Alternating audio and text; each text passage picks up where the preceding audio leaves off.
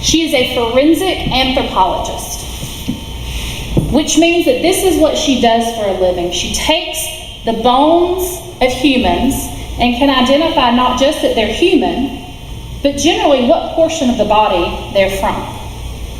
GBI employed her in this case, and you'll get to hear from her. And through that dig, Tara is finally found, piece by piece by piece. Her backbone, her teeth, her fingers, toes. That's what is left of Tara Grinstead after Bo Dukes and Ryan Duke cremated her. And you'll hear Ryan confess to this. You'll hear from Dr. Alice Gooding, and I anticipate what she'll tell you is that each of the bones that was identified in this case, she can tell you a few things about them. One, they identify human bones. There are some animal bones found. She can separate those out. She identifies human bones. She can tell you they're from an adult. She can tell you they're all from the same adult. And she can tell you that they've been burned. These are the bones that are found where the defendant said, I burned Tara Grinstead's body after I murdered her. But what about the glove we've talked about? I told you earlier, we knew back in 2005 that Tara Grinstead's DNA was on it, as well as an unknown male. Well, in 2017, when Ryan Duke confesses, law enforcement also gets a sample of his DNA. This is the first time he was ever swabbed in this case. And lo and behold, it's his. During the interview, Agent Shadell will ask him, you'll hear it, now the DNA on the glove, is that going to be yours? And he says, yes, it should be. And it is. Now there's a lot more details to this glove. There's DNA on the outside, there's DNA on the inside. They re-swabbed it in 2015. But the bottom line with the glove is the primary contributor to the glove of DNA is Ryan Duke. And we've had his DNA since '05. We just didn't know whose it was. And you'll hear in this courtroom, we do now know. He also confesses not just with his DNA, not just with his words, not just with his writing, but with his prints. You'll hear that on the glove, in 2017, after he confesses, they look at the glove, the prints. That particular analyst will tell you that in 2017, she's actually able to identify what she refers to as 3 suitable for comparison prints. But they're actually palm prints, they're not fingerprints. You'll hear, I anticipate you'll hear from the gentleman who only identified 1 print. And I anticipate what he'll tell you is that he was very young and inexperienced in 2005. That he would have erred on the side of caution.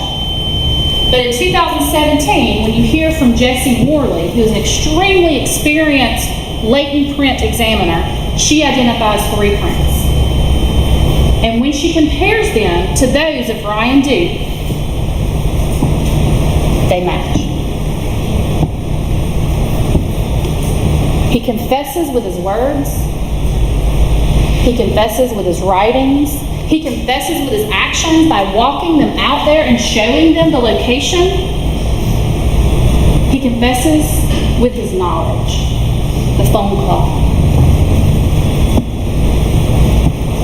And he confesses with his DNA and his prints. Over and over and over again during this interview, Ryan Duke admits that he murdered Tara Grinstead in the early morning hours of October 23rd, 2005. Throughout the course of this trial, you'll get to hear from a number of witnesses. And what here will come down to this. Ryan Duke confessed. And at the end of the trial, when you've had time and chances to listen to that evidence, to hear from those witnesses, to physically see the evidence in this case, and to hear it out of his own mouth, the state will ask you to find the defendant guilty of murdering Tara Grinstead on October 23rd of 2005. Thank you. Thank you, Ms. Hart. Does the defense want to make its opening now or reserve till the state closes its case? All right. Let me ask you to turn off your sound system, sir, for the time being. It's the only thing I can ever do. Okay. Just out of the witness stand is what I'm concerned about. Is it off? Sound off on this system? Well, yes, sir. It wasn't turned off. It's not working. So the computer wasn't heated. Okay. So it shouldn't be interfering with him, right? This wasn't. No, sir. So I don't know what it is. Y'all off? Thank you. All right, go ahead. Ms. Smith.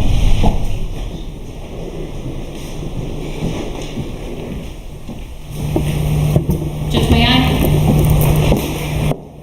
sit somewhere so I can see?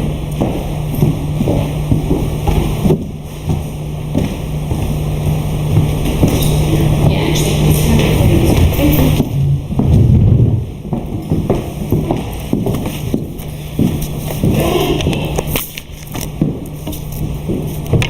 Good morning. Can everybody see this? You can see that? I'll stand back. Make sure. Okay, great. This case is about power and influence. The people who have it and the people who don't have it. Ryan Duke has neither. He didn't have power and he didn't have influence. Bo Dukes has both. The state has both. And you're going to see that throughout the evidence in this case. I want to walk you through the timeline that the state had already walked through. Just one moment. Can we wait for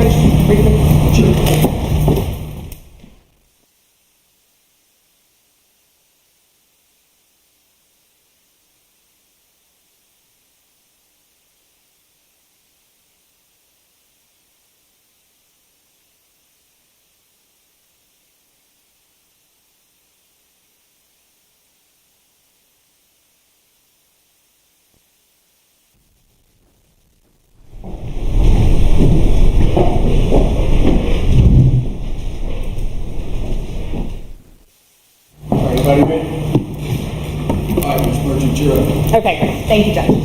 I want to walk through the timeline. I know that the state talked about Ms. Grinstead's last day. I want to walk through that with us. Because I think it's important. They showed you pictures of her clothes. They showed you pictures of the clothes that she was wearing in the last photograph that they contend was taken. So that evidence was from Saturday night. So Saturday, October 22nd. And this is important. The timeline is very important in this case. So Saturday, October 22nd, she was seen in those clothes. The state then showed you that those clothes were on her floor. Okay? Why are her clothes important? So let's start with Saturday. Okay? So Saturday night, this is October 22nd, 2005. The state showed you that Ms. Grinstead went home that night. Her clothes were on the floor. You're going to hear from a witness that said her favorite pair of yoga pants and her brand new sneakers were not found in that house. That evidence is going to tell you that she changed clothes and that she put on sneakers.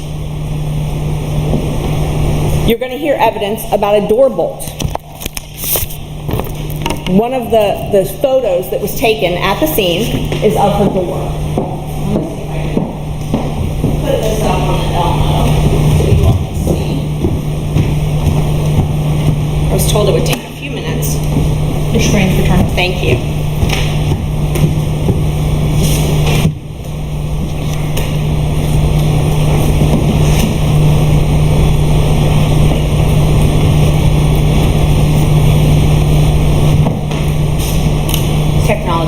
brought extra pictures just in case.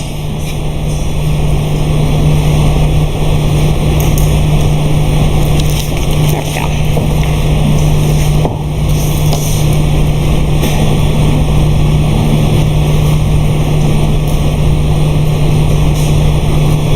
All right, so why is this important? Because the evidence that the state is going to present to you is that she was home. They want you to believe that she was home and that Ryan Duke broke into her home and harmed her. If you look at the top lock, it's one of those hotel-style locks. So when you go to a hotel and close the door, you can lock it. You can lock it from the inside so that nobody can get in, so that nobody can break in, so that you can't break in with a credit card. You can't pick that lock. This is the type of lock that if you're home and you have it on your door, the evidence is going to show you would lock it, and that Miss Grinstead would lock this door and would use that to lock the door. The evidence is going to show that that is her habit, that she would lock that top lock. And so the version of events that the state has presented and will continue to present conflicts with this. Her car. Let's talk about where her car was seen. And this is important. The car and the glove are both going to be important this time. Okay? So we've got, let's move on to Sunday. All right, so Sunday, October 23rd. This is the date that the state has alleged in the indictment Miss Grinstead was killed. Okay? That night, that next morning, there were neighbors across the street who are going to come in here and tell you that her car was not at her house. Okay? So, car not there. And this is in the morning. Daylight. In the morning hours. All right? So far what we've got is we've got Saturday night evidence that you'll hear that she changed clothes, that she put on her sneakers. You'll hear evidence that Sunday, her car was not there. Later on Sunday, you'll hear from those same witnesses that they saw her car appear around dusk. So car is gone all day. And then let's see.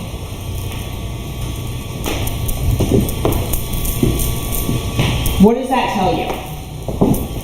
Her car was not home on Sunday. It was not there. So where was it? The evidence is not going to show you that anybody knows what happened to her car that day, where her car was. The really important fact, though, that you're going to hear, is that night, so this night, so Sunday night, this is around midnight, so it actually may be Monday morning, you're going to hear from Heath Dykes. He's going to tell you that glove that the state has just paraded around in multiple pictures and that you're going to hear about this entire week, that glove wasn't there. Why is that important? Well, Heath Dykes, he is a police officer. He is a trained detective. When he went to her house that night, all right, so just to put it back in context, the state is arguing to you that Ryan harmed her Sunday morning. Sunday night, there's no glove. The glove is not there. You're going to hear that from Heath Dykes. And he's going to tell you that he's a detective and he was worried about what happened to her. He was dating her. He loved her. What happened to her? He looked around her house. He looked in the windows. He went and played with her dog. He looked all around. He knocked on the door. He left a card. He would have noticed that glove. That glove, the state showed you pictures right there in the front yard. He would have noticed that glove. Trained detective. It's not there. It does not conform with what the state has just presented to you happened in this case. Also, you'll hear from another gentleman, a kid who Miss Grinstead was watching his dog. That witness will tell you that on this same day, Sunday afternoon, he went over around 6 or 7 o'clock that night to pick up the dog bowl. So Miss Grinstead was watching his dog, and he had picked the dog up earlier but forgot the dog bowl. So he talked to her, and she said, "Dog bowl is in the back, go pick it up." He calls her, she doesn't answer, so he drives over there. This is around 6 or 7 o'clock at night, on Sunday night. Still light out. He goes up, knocks on her door. No glove. Broad daylight, no glove. That glove was not there Sunday night. That glove did not appear until a full day later, on Monday, when the police and Mr. Portier, neighbors, everybody were all over her home that Monday morning. So there's no glove. So on Sunday, her car's not there, the glove's not there. What's the explanation for that? She left her home. She put on her shoes, she put on her sneakers, and she left her home. Sunday night, the evidence is going to show that she left, or Saturday night, I'm sorry, that she left. You're going to hear about her dog. She had a dog, a German Shepherd named Dolly Madison. You're going to hear that she would leave that dog out when she went out. The dog was out. Heath Dykes will testify that when he came Sunday night, the dog was out. The Portiers will testify that the dog barked all night. She left. She was not home when the state says this happened. The evidence is going to show that she was not in her home. And had she been home, this lock would have prevented what the state will submit Ryan did. Break into her home. Why is that important? Well, as the judge has told you, the state has the burden of proof. So they have to explain to you what happened here. And nobody knows what happened. Nobody knows what happened this day. They are going to present, we anticipate, a theory based on a statement that Ryan made to a GBI agent. The evidence is going to show that Ryan admitted that he had taken a narcotic, pain medicine, prior to that statement. The evidence is going to show that he was under the effects of this pain medicine. You'll see it. The state showed you a photo. You'll see it.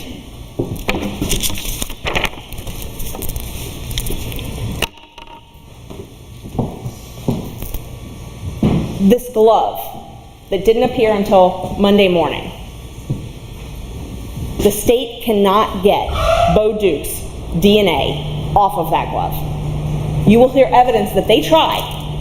You will hear evidence that they talked with the GBI and tried to make deviations, and you'll hear all about it, but tried very hard to change standards to get Bo Duke's DNA off of that glove. At best, it was inconclusive. What does inconclusive mean? You'll hear it means a weak match. It means they cannot get his DNA off of that glove. You'll also hear that that glove had at least 3 DNA profiles on it. Not 2, at least 3. I want to talk a little bit about the phone records. The state has submitted to you that the phone records are what they call guilty knowledge. That nobody knows about these phone records and they've been kept secret all these years, and so it's sort of like this smoking gun. Well, 2 things I want to point out with that. First of all, Tara's phone records do not show a call from a payphone. Her actual certified phone records do not show that she received a call on October 23rd from a payphone. You'll hear from a detective that he looked at her phone on her caller ID and that he compared the caller ID time to his watch, and so he thinks it's accurate. But that call does not show up on her phone records. Now, the state is going to put in, we believe, evidence that someone used that payphone at around that time to call information, okay? But it doesn't show up on her phone records. But I submit to you What is the evidence that that phone call proves that Ryan harmed Tara Grinstead? It doesn't. It's not even accurate.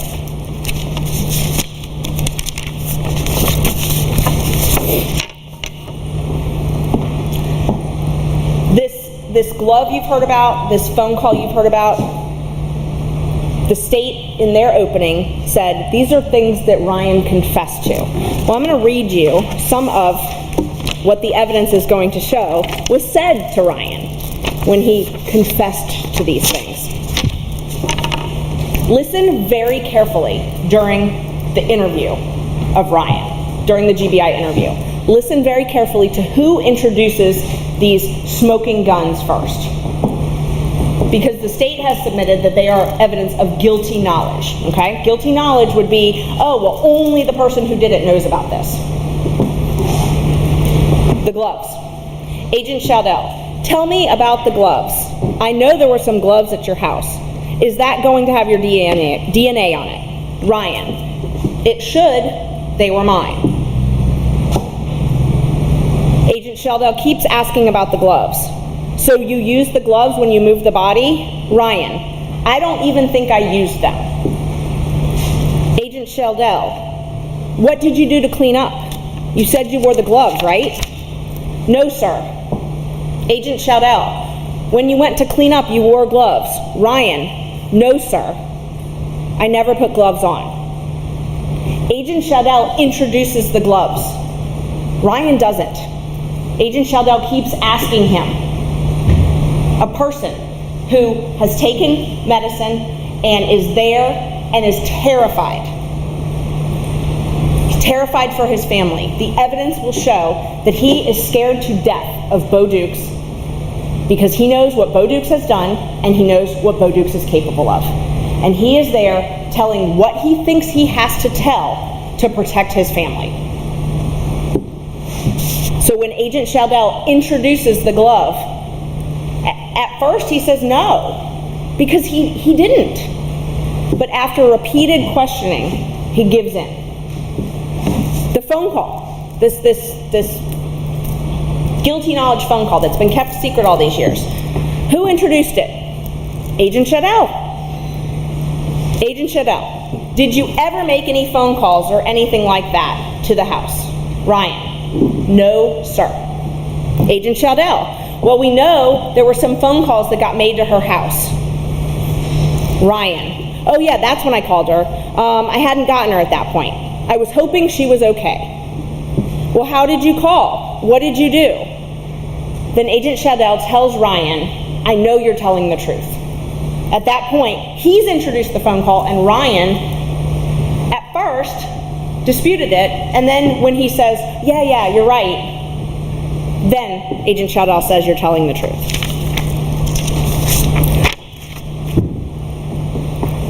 You're going to hear that there was a lot of evidence taken in this case.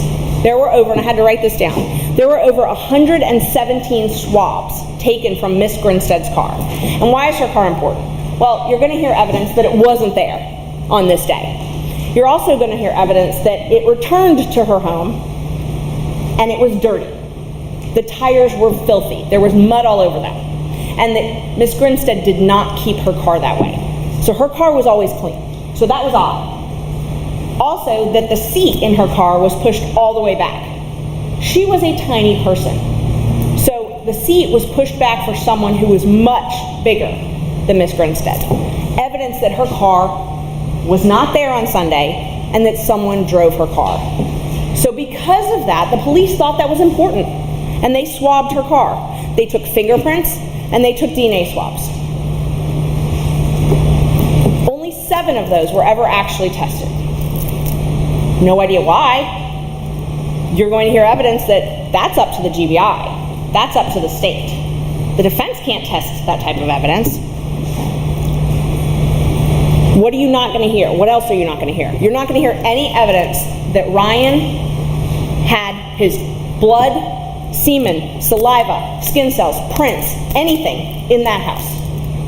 Not one piece of evidence that Ryan was in that house. Not one piece of evidence that Ryan was in that car. fingerprints off the door, off this door that they're going to ask you to believe he broke into with a credit card. They took fingerprints. Not one single one matched Ryan. The state's theory, we believe, is based on a statement that was taken from Ryan and that was not the truth. Does the state know the truth?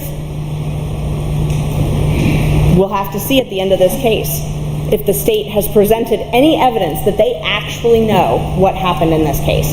But what we do know is that Ryan did not harm Ms. Grinstead. And at the end of this trial, you will agree with us that Ryan did not harm Ms. Grinstead, that he was not in her home, and that he did not assault her, he did not burglarize her. He's charged with burglarizing, he's charged with assault, that he did not do any of those things.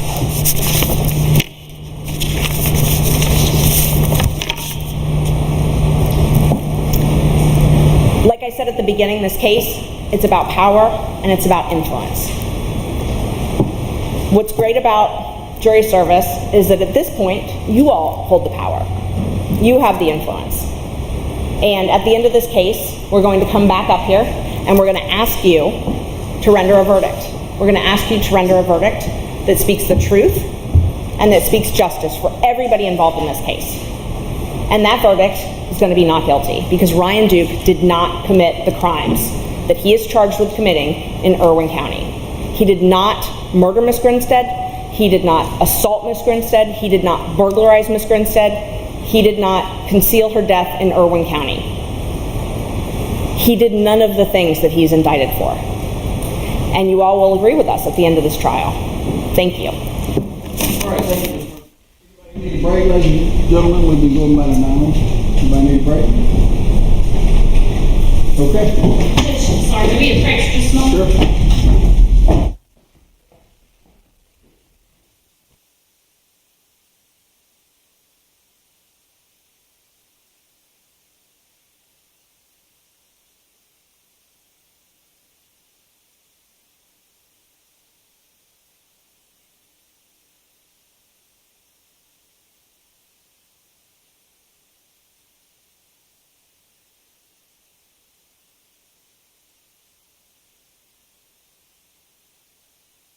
Recess, okay?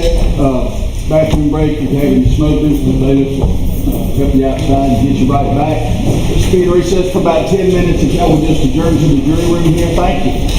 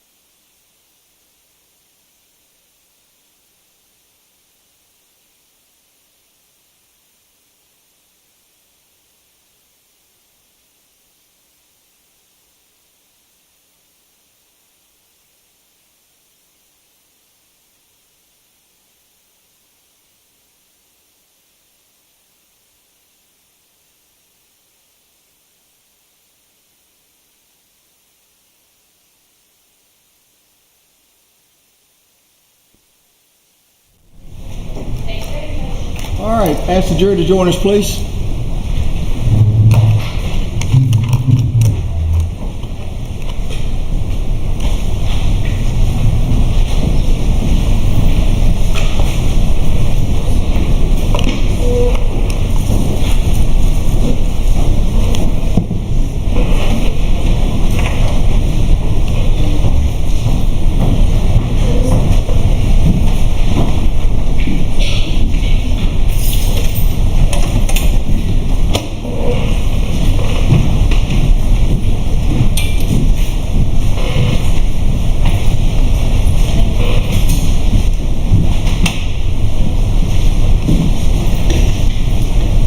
Okay, ladies and gentlemen, we've been frantically working on the speaker system, hopefully to eliminate that feedback or speaker buzz, whatever you want to call it. And we hope we've got that problem solved as we move forward. Ms.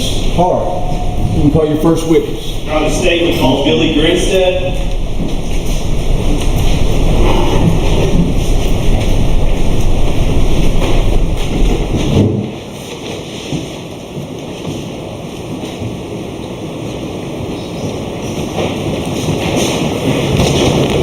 Good morning, sir. Morning. You'll step up there, please. Before you're seated, raise your right hand. You swear or affirm the evidence you're going to provide in the hearing of this case is going to be the truth, whole truth, and nothing but the truth, so help you God. I do. Thank you, sir. Please be seated, and you'll give your attention there to Mr. Grinstead. Morning, sir. If you'll tell us your name, please, sir, and introduce yourself to the jury. My name's Billy Grinstead. And Mr. Grinstead, if you'll spell your first and last name for the court reporter, please. Billy-Grinstead. And Mr. Grinstead, my mom did teach me better, but I'm going to ask you how old you are. I'm 79. And Mr. Grinstead, did you know Tara Grinstead? I did. And how old was, and who was she to you? Tara was my youngest daughter. And how old was Tara at the time that she went missing in 2005? And she was 30 years old. Now, you said that she was your youngest daughter. Did you have another child as well? Yes. And who is that? Anita Gaddis. All right. And who is the mother of Anita and Tara? Faye was Bennett Grinstead. Okay. And did you and Miss Faye get a divorce at some time? Yes, we did. And when was that? I'm not sure. Some time ago. Yes. And are you married presently? I'm married presently. And who are you married to presently? Connie Grinstead. All right. And how long have you and Miss Connie been married? 45 years. Now, the facts about Tara Grinstead, did you at some point, you and Miss Connie and Tara all live here in Irwin County? Yes, we did. All right. And when was that? I think it was from about 97 to we moved to Alabama in 2002, I believe. And so you lived in Irwin County from 97 to 2002? Yes. And what did you do, and why were you and Miss Connie and Tara living here in Irwin County at that time?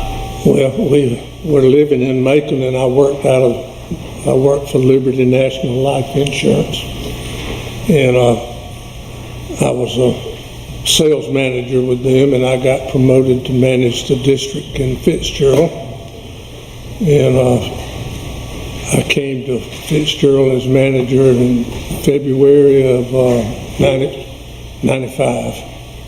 And do you recall where you lived here in Ocilla when you lived in Irwin County? Yeah, a couple of blocks back over this way, but I'm not sure of the address. Yes, sir. Now, when you say over this way, near the courthouse here? Yeah. Now, when you were living here in Irwin County, did Tara live with you here? She did. And at some point, did Tara stay here after that when you lived here? Yes, she did her student teaching here, and then they offered her a job. When you say student teaching, that's what she did. That was her job as a teacher. Yes. And you say here, are you talking about in the Irwin County school system? In the Irwin County school system. Now, I'm going to show you what's been marked.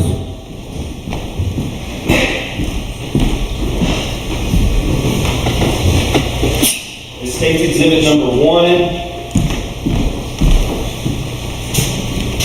going to ask you to look at that document for me, please, sir.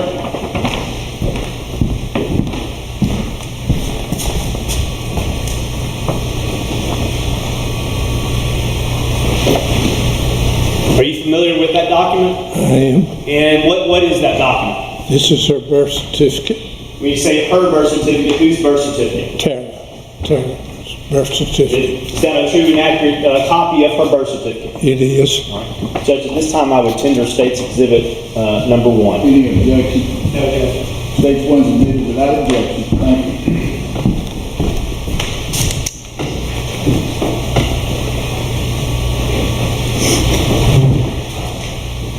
Now, Mr. Grinstead, when you do you recall the last time that you had you saw Tara?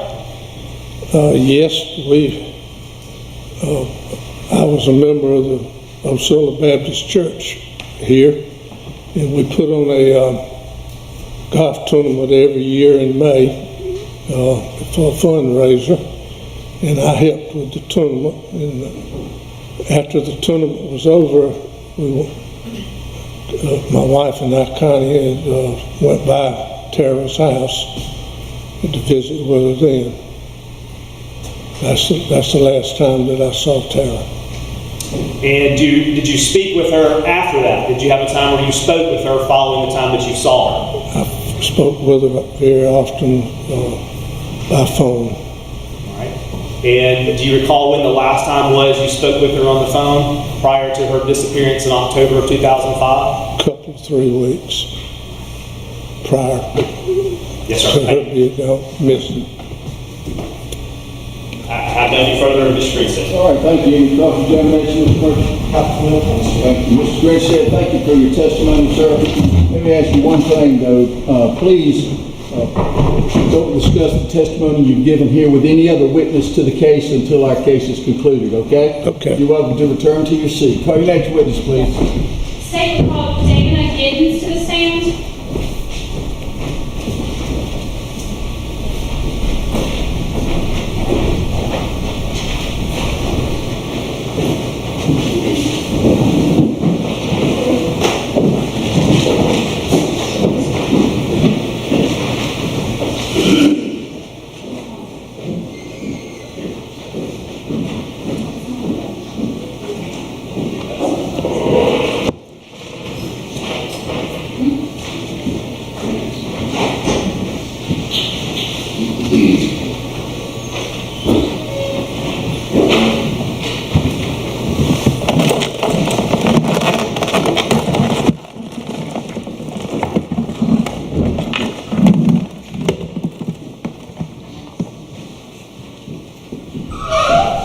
All right, good morning. This is Ms. Giddens. Yes, sir. If you'll step up right there, please.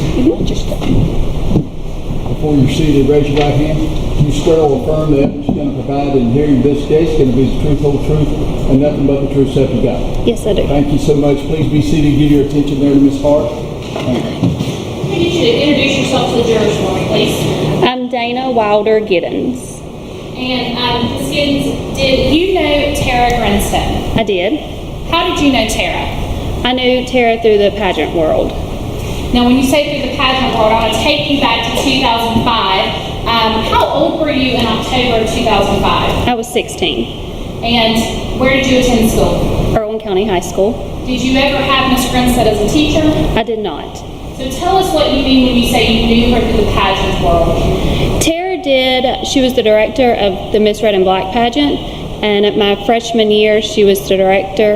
And after that pageant, she took me under her wing and she started coaching me for pageantry, doing my hair and makeup for pageants, homecoming, prom, anything that I needed like that. So direct your attention specifically to October 22nd of 2005. Did you see Tara Grinstead on that day? I did. And where was it that you saw Tara initially that day? At her house. About what time did you arrive at Tara's home that day? I would say between 9:30, 10:30. Can you tell the jury what was going on that morning when you arrived at her house? That morning we had, all of the girls had interviews, and then after the interviews we came back and we would get our hair and makeup done by Tara.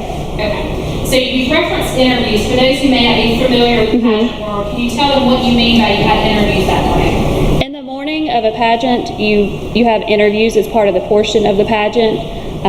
We would go and get interviewed by 3 judges, and then after that we would go and get on stage and they would judge us based on our beauty. When you arrived at Ms. Grinstead's home that morning, had you already gone to your interview? I had. And when you arrived there, was Ms. Grinstead there? Yes. Was anyone else present? Some of the other girls had made it before I did. Okay. And tell us what happened when you arrived at Ms. Grinstead's residence that morning. Normally on a pageant day, we just go to her house. We just start taking rotations on girls to get their hair and makeup done. She would ask us how the interviews went that day, things like that. So we were just rotating around. Had you been to Ms. Grinstead's home before that date on October 22nd, 2005? Yes. How many times would you say you've been to her residence? I would say 10 to 20 times by then.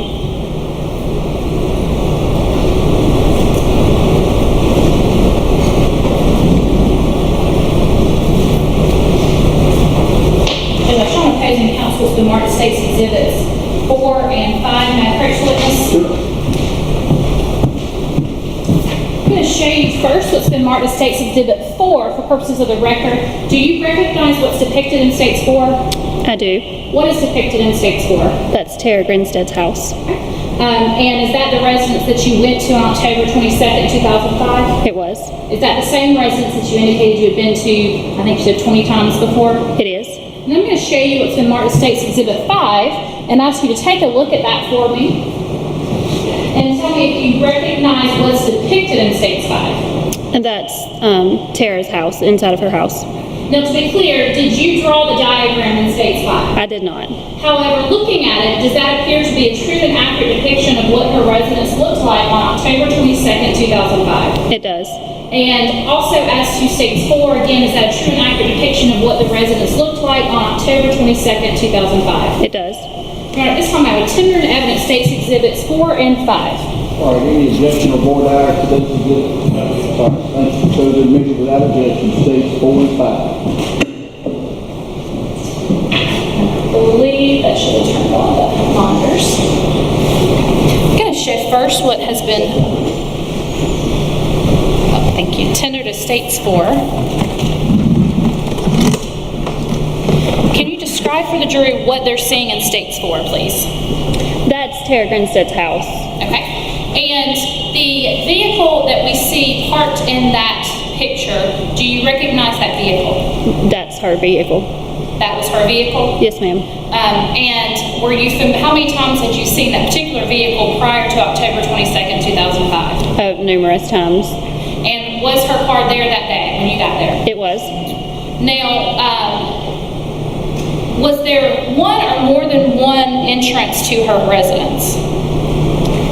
There was 2. There was a front door and a back door. Okay. Now, the back door, did it actually go into the back of the house itself? No. I mean, I've never used the back door. Anytime I used it was the front door. So that was kind of what I was getting at. The front door, do you see that depicted here in State's 4? I do. And where is that in relationship to the vehicle? Looking at the picture, the vehicle's on the left side of the door.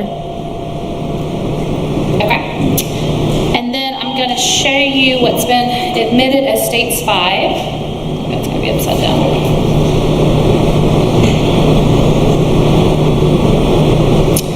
Again, can you indicate to the jury what they're seeing in State's 5? That's the layout of Tara Grinstead's house. Just a moment, I'm not sure why it's crooked. There you go. So, in relationship to, I guess, first of all, where's the front door? I think it'd be easier, Judge. May we have the witness step down here so she can indicate? If you don't mind stepping down here for me, ma'am.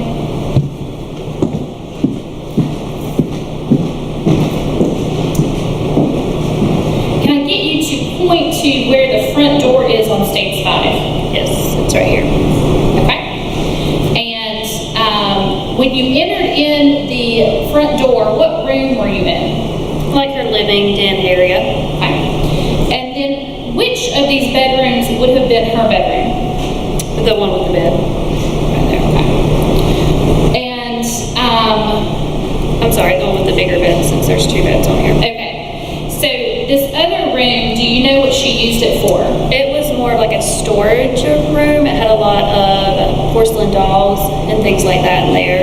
Okay. Can y'all hear the testimony when she's back here? Thank you. You can have a seat for me. Thank you, ma'am.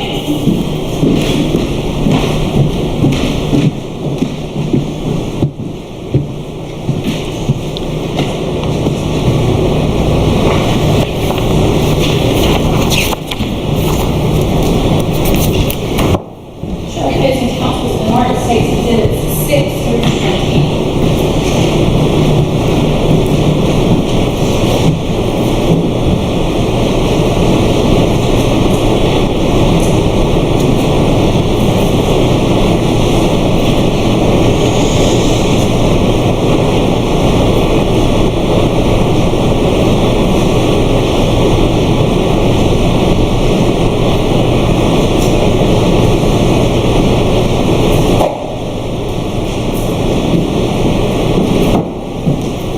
Show you, ma'am, it's the United States Exhibit 6 through 20, and ask you to take a look at each of those for me, please. Let me know when you're done.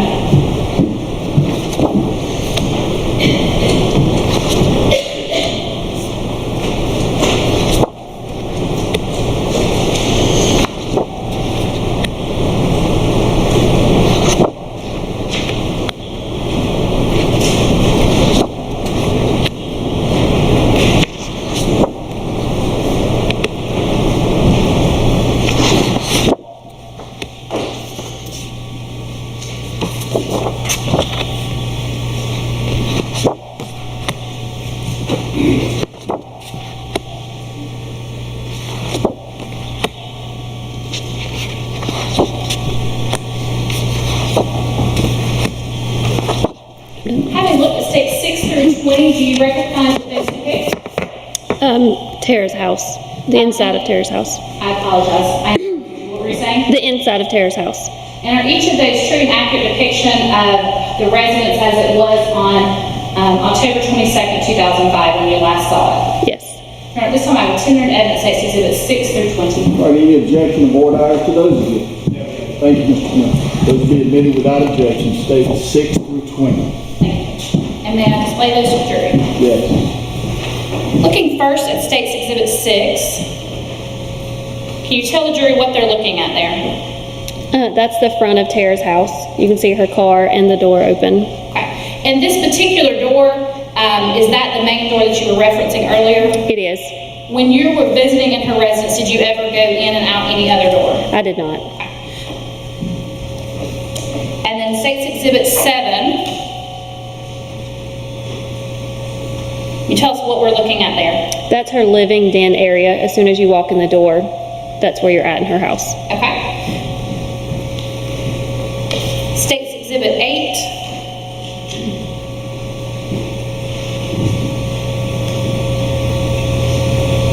What are we looking at there? Still part of her living and den area. Okay. And the door that we see going in States Exhibit 8, what room would that be going into? You're going into her kitchen area. And then States Exhibit 9, it's just a little bit of a closer view. But again, what room is this that we see in the background? Her kitchen area. States Exhibit 10, can you tell us what we're looking at there? The inside of her kitchen. States Exhibit 11, what's depicted there? Still part of her kitchen area. Okay. And again, is this consistent with what her kitchen area looked like on that date? It is. Okay. Do you see this sort of bin here that's on the table? Do you recognize that? Hot glue gun. Okay. Have you ever seen Tara use a hot glue gun? Yes. And what capacity would she have been using a hot glue gun in your presence? That particular day, we had one of the pageant girls who had a shorter length dress and she needed lower shoes. So that day, Tara bedazzled some of her shoes for the pageant. And when you say her shoes, were they Tara's shoes or the girl's shoes? The contestant's shoes. Okay. And then State's Exhibit 12, what are we looking at there? It's still her kitchen area. Do you know what this door went to? Her back. That was her back door. Okay. Do you know if that went to another portion of the house or? I do not. I never used that door. It's fine. I'm going to show you State's Exhibit 13 and ask you, do you recognize that? I do. Now, where is State's 13 picture? Where does that appear to have been taken? On her dining room table. Do you recognize what is actually depicted in State's 13? Mm-hmm. What would that have been? That's the booklet you get at the pageant that lets you know which contestants are in the pageant and the lineup of the pageant. Okay. And to your knowledge, would this have been from the pageant that you were preparing for that day? It was. Do you know if this is something that she would have gotten before or after or when she attended the pageant? You get it when you attend the pageant. And then State's Exhibit 14. Can you tell us what we're looking at there, please? That's the hallway of her house. You can see the room directly in front of you. It's like her little guest room, I would assume you would call it. It's where she would do a lot of storage. To the left is her restroom, and to the right was her bedroom. Okay. Where is the living room kitchen area in relation to this hallway? Well, that hallway is still in the kitchen area, so technically you're in the kitchen, but if you look to the right is her living den area. Okay. Thank you.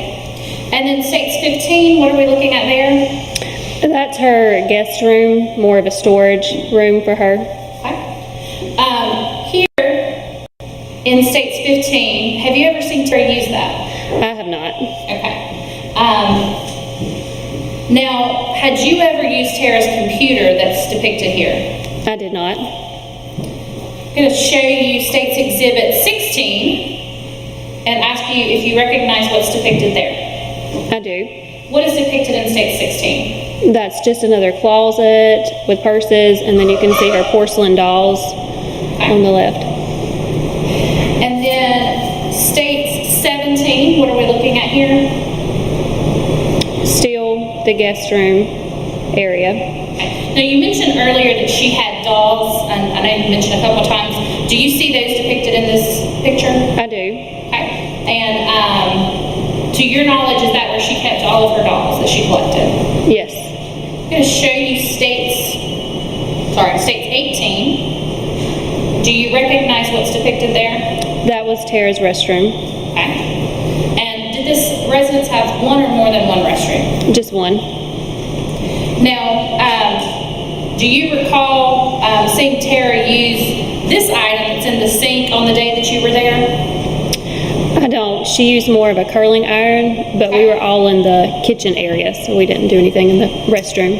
Okay, so then when you say we were all in the kitchen area, tell us what you mean by that. Whenever Tara did our hair and makeup, we would always get it done in the kitchen area. It was a little bit bigger and more room for the girls. I'm going to show you then what's been marked in Internet States Exhibit 19. Again, can you tell us what we're looking at there? Her restroom, bathroom. And then finally, States 20. Can you tell us what we're looking at there, please? Her kitchen sink. Is that her kitchen sink? Oh, I'm sorry, her restroom sink. I'm sorry. It's okay. Going back to the kitchen, these pictures. You mentioned earlier that she was doing your hair in the kitchen. I'm going to go back to States 10. And I know it may be hard to see on the screen, but do you see this item right there? Are you able to tell what that is? If not, I can approach with the picture and let you see it.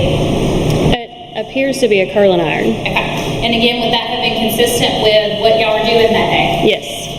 So now that we have an idea of what the residence looks like, can you tell us about how long you were at this residence that day? Between 9:30, 10:30 to almost 2, probably. And during that time, did it take you that long to get dressed yourself, or what were you doing? No, we would always just kind of hang out. We didn't have much to do after interviews anyways. So the girls and Tara, we would hang out, talk about our interviews. It took us a little while anyways to get our hair and makeup done. You're thinking about 45 minutes to an hour with each girl. So rotating it around, it did take a little while. After you left Tara's residence that day, did you ever see her again? I did. it that you saw her? At the pageant, Prior to seeing her at the pageant, did you ever return to her home? I did. Can you tell us about why you returned to her home that day? That day, Tara had let me borrow a pair of dangly earrings. At that point, my pageant dress was a black velvet sweetheart neckline, and we wanted to try the dangly earrings with it. However, after going home, trying the dress on with hair and makeup, I did not like those earrings. So I proceeded to go back to her house to get the earrings that I always used for the pageant. Now, was Tara present when you went into her residence that afternoon? She was not. Do you know about what time of day it was that you returned to her residence? It had to have been between 3 and 4, What time did the pageant begin that evening? around 5. And what time were contestants to arrive at the pageant? As long as you were there by 5. Now, was anyone else in the house when you arrived there that afternoon? They were not. And were you able to find some earrings you were going to use? I did. And where were those earrings located? In her bedroom. So, did anyone else go with you into that room? They did not. Did anyone else go with you into the home? They did not. Just show opposing counsel the mark states it was 21 through 34.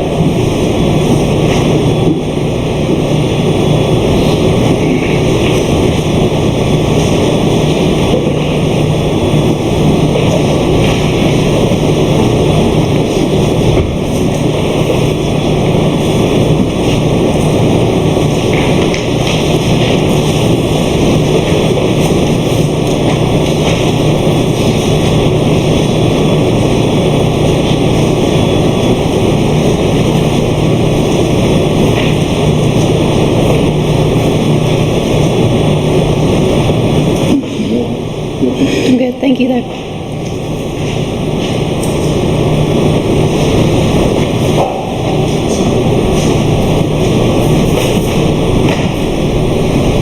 I'm going to show you states 21 through 34. Ask you to take a look at each of those, and when you've had a chance to look at them, let me know.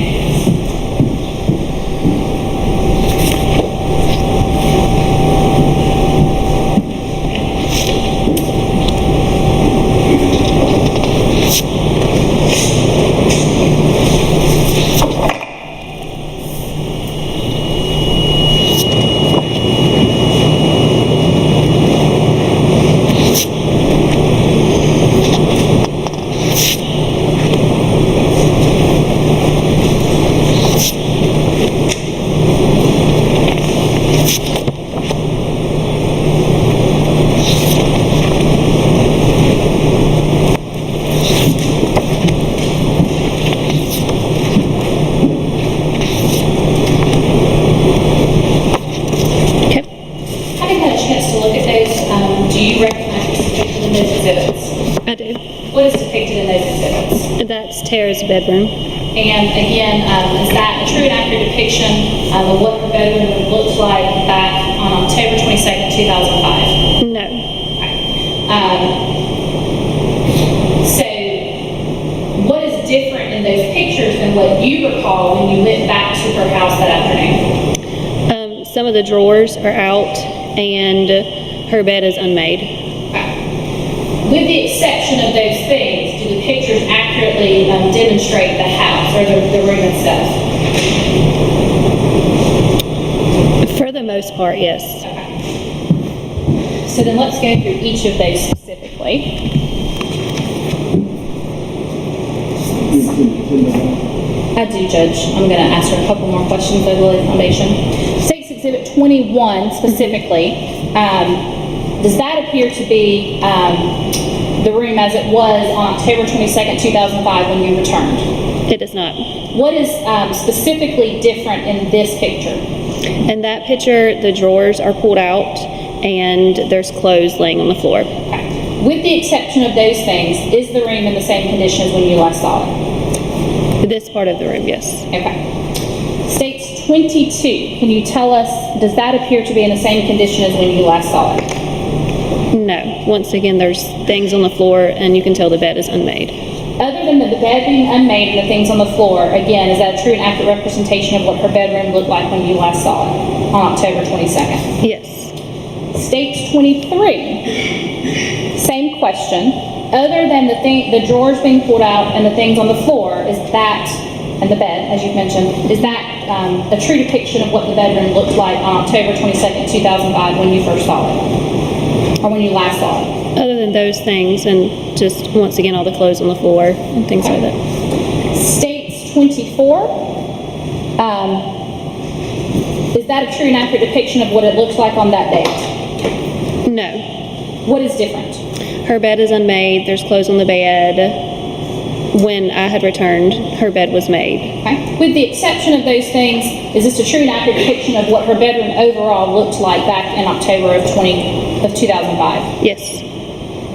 States Exhibit 25, same question, other than the bed being unmade and the other things you've noted, is that what the bedroom appeared like in October of 2005? The chest looks like it appears it has been moved. Okay. It was normally in the middle of the bed. Okay. That's States all. Exhibit 26, same question. Is that what the bedroom would have looked like on October 22nd, 2005 when you last saw it? There was less clothes on the little chair right there, Okay. but overall, And then I'm going to ask you the same question, states 27, 28, 29.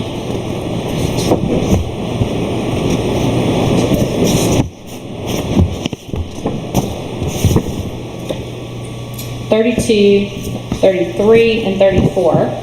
Other than the things you previously noted that are different, does the room appear to be in the same condition as when you last saw it? there appears to be a few more shoes out, but other than that, Okay. However, again, is this a true depiction of overall what her room looked like on that date? yes. And then finally, as to these specific items, that being states 30, do you recognize what's depicted in states 30? Yes, those are the shoes that Tara wore that day of the pageant. Okay. And other than the shoes and the other items that you've already discussed, is that a true and accurate depiction of that area of her room when you last saw it? Well, there looks to be bras on the ground, and I didn't see those. Okay. And then What on the ground? Bras, some of her. States Exhibit 31, do you recognize what's depicted in States 31? Yes, that appears to be the shirt that she wore along with the pants that she wore to the pageant that night. Okay. And other than the things we've already discussed and those items being there, again, overall, is that the depiction of what her room would have looked like back in October of 2005? Yes. Your Honor, this time I would tender those exhibits into evidence. All right, that is 21 through 34, is that right? Yes, sir. Mr. Merchant, any objection? Thank you. Those are admitted without objection. So let's look at those and discuss some of the differences. Sorry. Before we do that, I'm going to look back at States 5. You see that in front of you, ma'am? I can. You mentioned earlier that there was a guest bedroom and her bedroom. The pictures that you've just been looking at, which room would those have been? Her bedroom. So I believe you identified that previously as this front bedroom? I did. Mhm. Okay. So let's start with States 28. What are we looking at in States 28? That's the inside of Tara's room. Okay. Is there anything in this picture that is particularly different than what you recall seeing on October 22nd, 2005? Her chest area, that chest or drawer area, some of her drawers, you can tell are out. Okay. In the times that you had been, I think you said 20-something times to her house, had you ever been in her bedroom before? Yes, to get a few things. Generally, when you were in her bedroom, did you find that she was someone who closed her drawers or left them out? Close them. I'm going to show you what's been tendered as States Exhibit 34. Again, can you tell us what we're looking at there and if there's anything different than what you recall from that date? And that's still the inside of Tara's bedroom, and when I went in the second time, I didn't recall seeing any bras on the ground. Okay. What about the jeans that we see here and the other items? The jewelry items, yes, because she had used those to bedazzle the shoes that day. The blue jeans, I don't recall them being there. Okay. And again, is this consistent with what you had seen of her bedroom in the times you had been present? As far as things being on the floor? No, she normally kept it a little bit neater than that. Okay. Then states 29, what are we looking at there? It's still the inside of her bedroom. Okay. The dresses that we see hanging on the back of the door, do you recall if those were there when you were in the bedroom on October 22nd, 2005 in the afternoon? They were.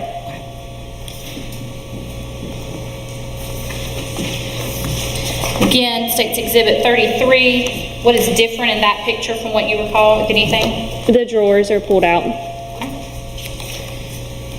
States 32, is there anything different than what you recall? The shoes on the floor. Okay. Are you able to tell what this item is? It looks like a candle. Okay.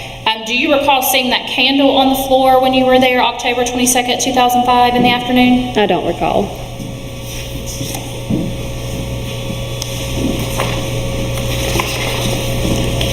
Looking at States Exhibit 26, can you tell us what, if anything, is different in this picture from what you saw when you went back to the residence on October 22nd? Her bed is unmade, and the little chest down there, This item? yes, Okay. normally was in the middle of her bed. Okay. Had you ever seen it at the corner of the bed like that? I have not.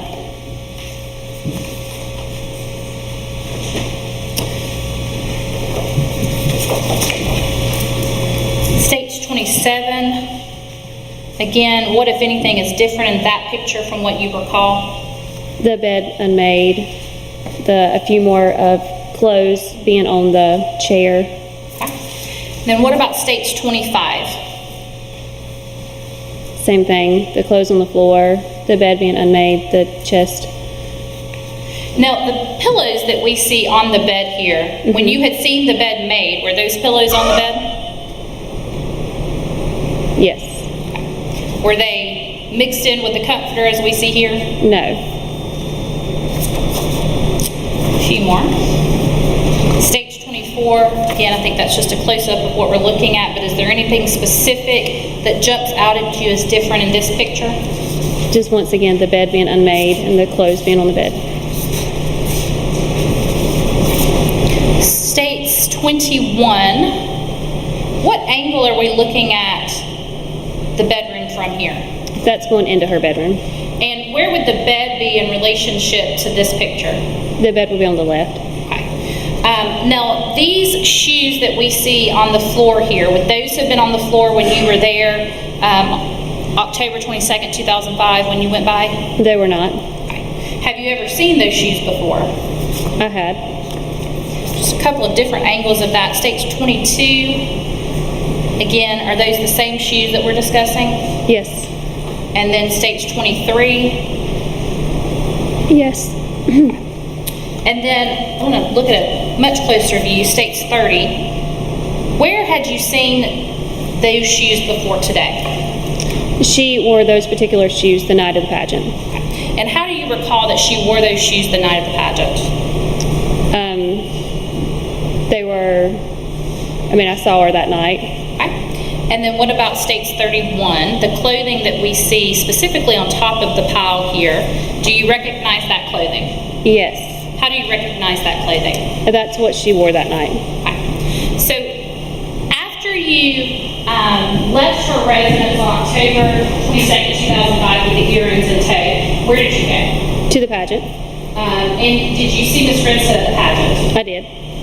Where did you see her? She actually sat with my parents at the pageant. Did you ever speak with her at the pageant? I did. And don't tell us anything she said, but where were you when you spoke with her? It was after the pageant was over, and I just escorted her out to her car. Okay. At that point, was she alone? Yes.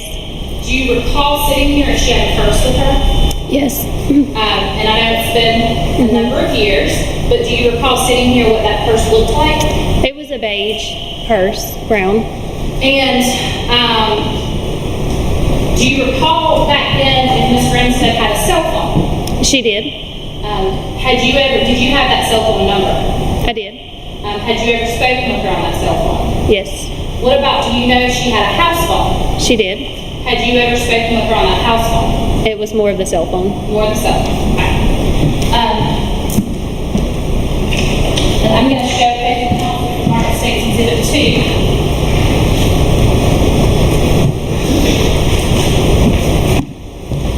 I'm gonna show you what's been marked as States Exhibit 2 and ask you if you recognize that.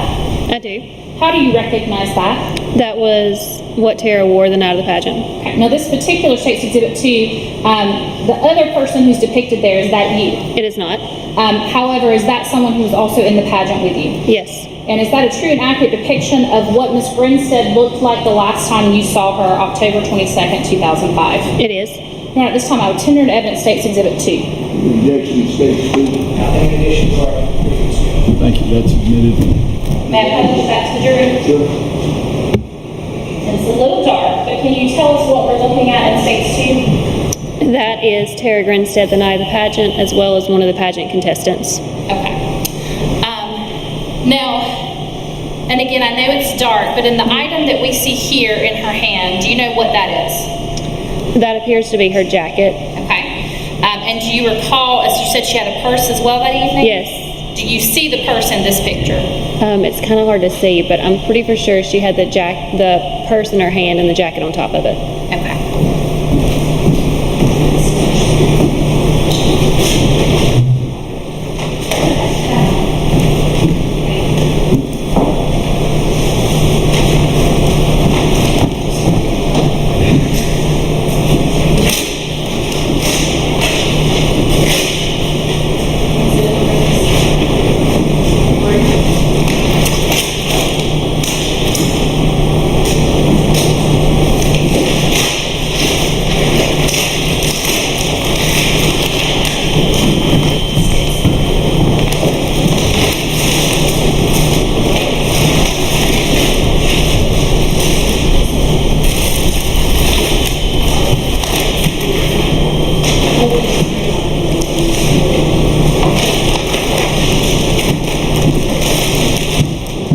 I'm going to show you the previously marked as States Exhibit 3.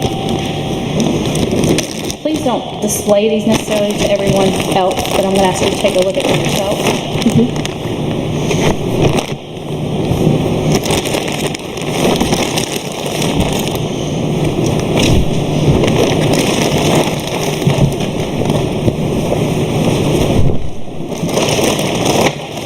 Can you tell me if you recognize those items that were taken out of States 3? I do. How do you recognize those? Those are the items that she wore that night of the pageant. And do those appear to be the actual clothing items that Ms. Grinstead wore on the last night you saw her? They are. Your Honor, for records purposes, again, there are other items. So what we have done is the vest will be 3A, the coat is 3B, the camisole is 3C, and the necklace is 3D. All right, you tender those I will items. be tendering those particular pieces. Mr. Merchant, any objection to 3A, B, and C? Those are admitted without objection. Thank you. And again, are each of these items that you saw Ms. Grinstead wearing on that date? Yes.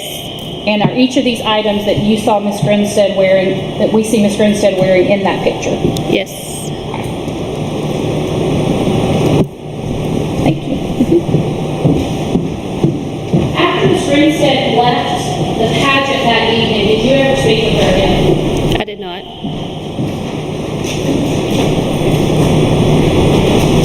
I don't want you to tell me what anyone else told you, but when did you learn that Ms. Grinstead had been reported missing? Monday afternoon. And would that have been, what day was the pageant on? Saturday.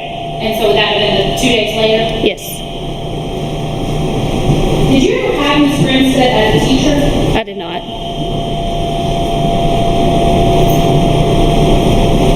Now, in this particular case, well, you never had as a teacher, let me ask you, were you familiar with, if she taught at the same school where you went? She did. And do you know the defendant in this case, Ryan Duke? I do not. Did you know of him or ever see him at the school that you attended? I did not. To your knowledge, did you ever see Ryan Duke in the presence of Tara Grinstead? I did not. What about Bo Dukes? Did you know Mr. Bo Dukes? I do not. Had you ever heard of Mr. Bo Dukes prior to the arrest of the two defendants in 2017? I have not. Have you ever seen Bo Dukes in the presence of Tara Grinstead? I did not.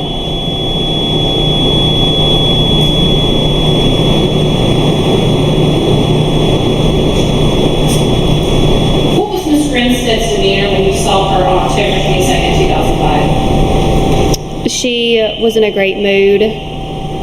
It was a pageant day, so any days that we did pageantry, she was always in a great mood.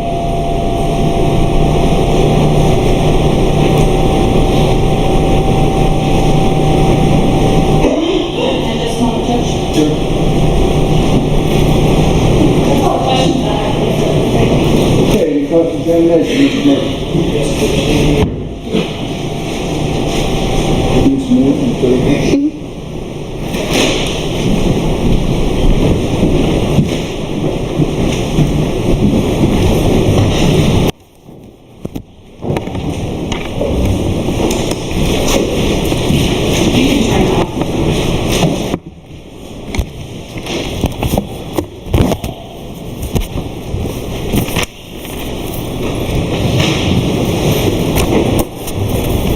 Good morning, Ms. Giddens. My name is John Merchant. I'm one of the lawyers that represents Ryan Duke. Hang on just a second, Mr. Murphy.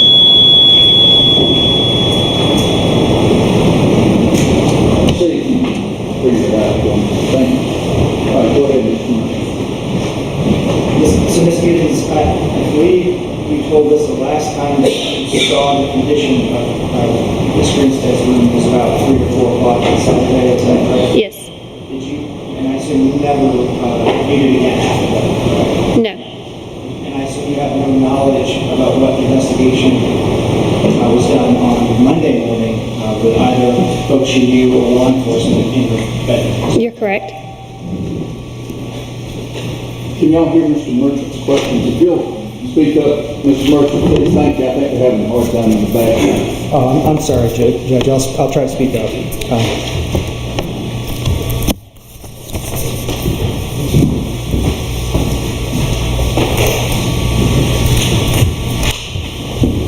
Your Honor, may I approach? Sure.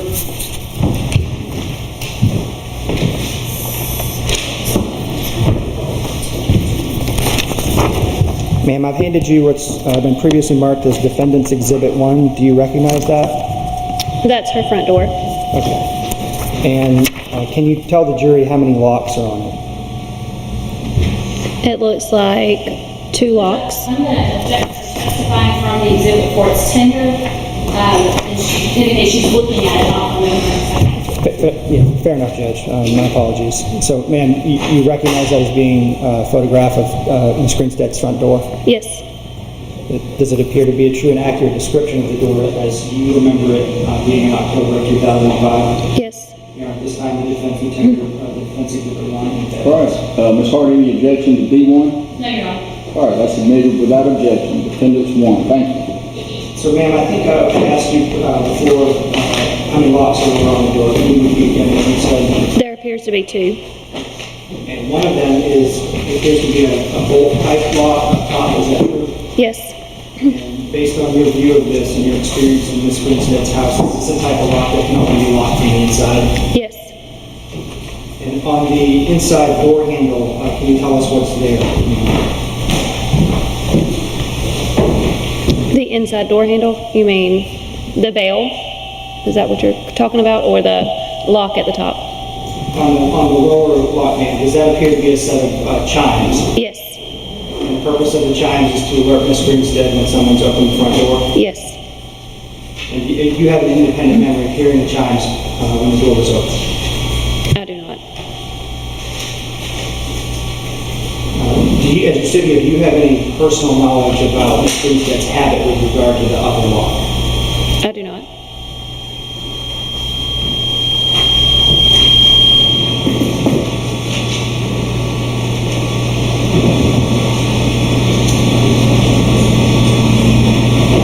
How about with regard to the car? Do you know her habits with regard to locking her car? I do not. So you don't know one way or the other whether she always locked her car? Which she did. So she did always lock her car? Yes. So when she was not in the car, she locked it? Yes. And that was her habit and routine? I'm sorry. Would it be unusual to learn, or was that unlawful? It would be. That was precious to her.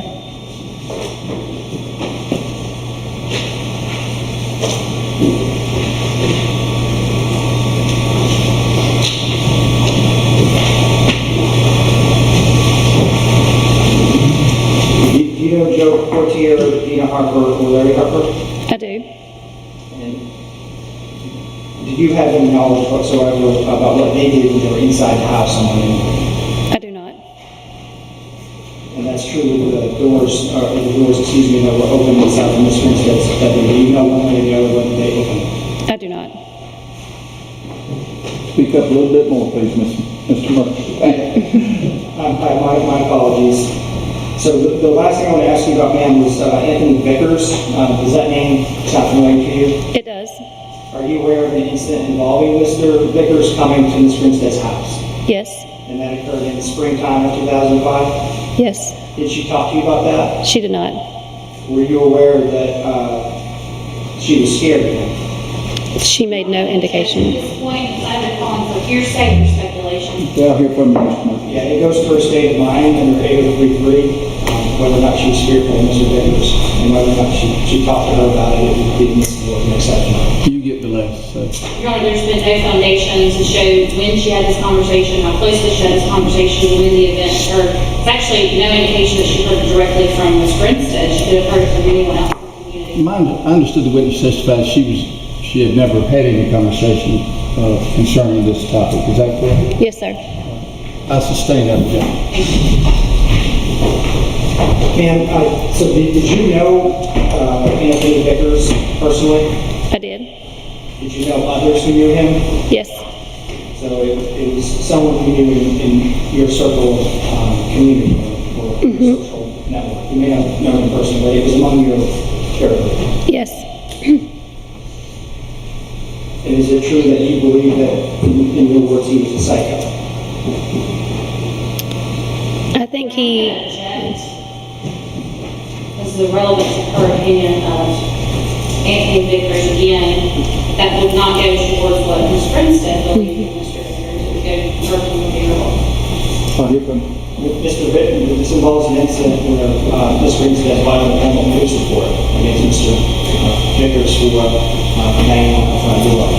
So I think I'm entitled to ask her whether or not, in her personal opinion, she believed Mr. Vickers was a psycho. She's indicated she had no personal knowledge of it from Ms. Grinstead. The person who was there when that occurred is going to testify. He can certainly ask that person. But at this point, from what I can tell, she knows it out of hearsay and from town gossip. I understood that the question was, did you ever believe make a statement he was a psycho?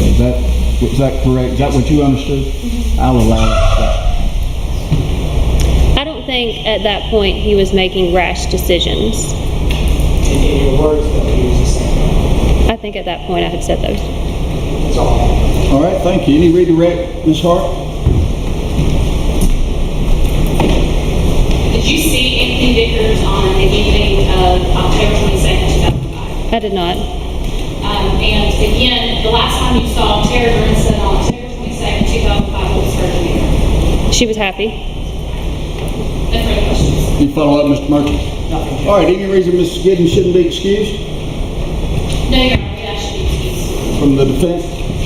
Yeah, she'd be excused. Ms. Giddens, I'm going to excuse you at this time. You're welcome to stay, go, whatever you'd like to do. The only thing I'll ask is don't discuss the testimony you've given to this jury this morning with any other witness to the case until the case is concluded, okay? Okay. All right, thank you so much. You'll be excused at this time. Statement called Greg Roberts, statement that should be released.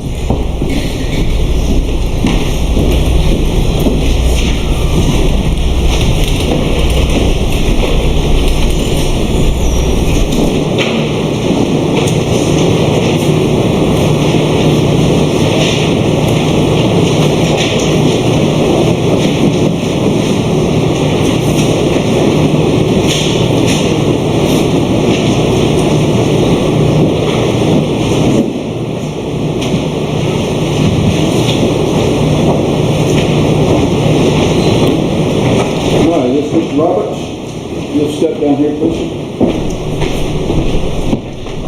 Before you're seated, please raise your right hand. You swear or affirm the evidence you're going to provide in the hearing of this case is going to be the truth, whole truth, and nothing but the truth, so help you God. I will. All right, thank you. Please be seated and give your attention there to Ms. Hart. I'm going to get you to introduce yourself to the jurors, please. Rhett Roberts. And Mr. Roberts, how are you currently employed? I'm currently employed at Irwin EMC as the IT manager. How long have you had that job? In a couple of months, it'll be 15 years. I'm going to take you back to October of 2005. Where were you working at that time? Irwin County High School. In what capacity? I was a high school math teacher and football and baseball coach. Did you know Tara Grinstead, the victim in this case? Yes. And how had you met Ms. Grinstead? We met as co-workers, as both being teachers at the school, and we went out on a few dates. Okay. Do you recall the time period in which you and Ms. Grinstead went out on those dates? It was the spring and a little bit of the summer before she went missing. Do you recall whether or not you saw Ms. Grinstead on October 22nd, 2005, the night of the sweet potato pageant? Yes. Now, to clarify, were you at the sweet potato pageant? I was not at the sweet potato pageant. Where were you located when you saw Ms. Grinstead that evening? I was at my home, just grilling out and watching college football games. At your home, what? Watching college football, Mrs. Millar? Just grilling out. Okay. Was anyone else at the residence with you? No. How did you know that Ms. Grinstead was going to stop by before she got there? I did not. When she got there, did she call ahead of time, or did she come knock on the door? Tell us what happened in that. I was inside at the time, and I just heard a knock on the door, and went and opened it, and it was her. Did Ms. Grinstead come into your home that evening? She did not. How long was she at your residence? Probably around 5 to 10 minutes. And during that time, did you and she speak? Yes. Where were you located physically when you were having that conversation with her? I stepped outside of the front of the house, and we had a conversation out there. Do you recall about what time of night it would have been that she came by your residence? I was watching college football, and it was like halftime of one of the games, so it was around 8:30 or so.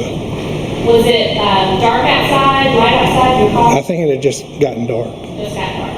And I know it's been a long time. Do you recall what she would have been wearing that evening when you saw her? I don't know exactly. I think she might have been in blue jeans and maybe something like comfortable, like a white blouse.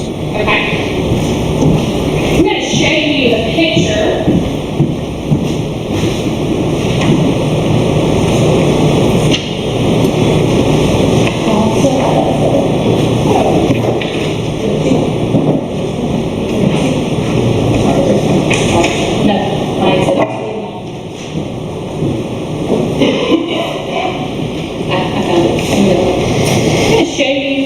Screen in front of you what's already been entered as State's Exhibit 2. Now, have you ever seen this particular picture before?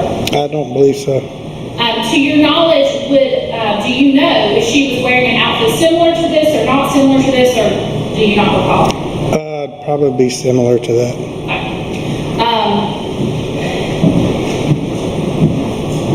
At the time that, well, let me ask you, where were you living at the time? 600 West 2nd Street, a house in town. Now, are you familiar with the residence where Ms. Grinstead was living at the time? Yes. And how are you familiar with that residence? Actually, my father rented her the house. So had you been in that residence before she moved in? Not before she moved in, no. How far was your home at the time from her residence? A few blocks. In which direction? I would say that would probably be southeast. Southeast.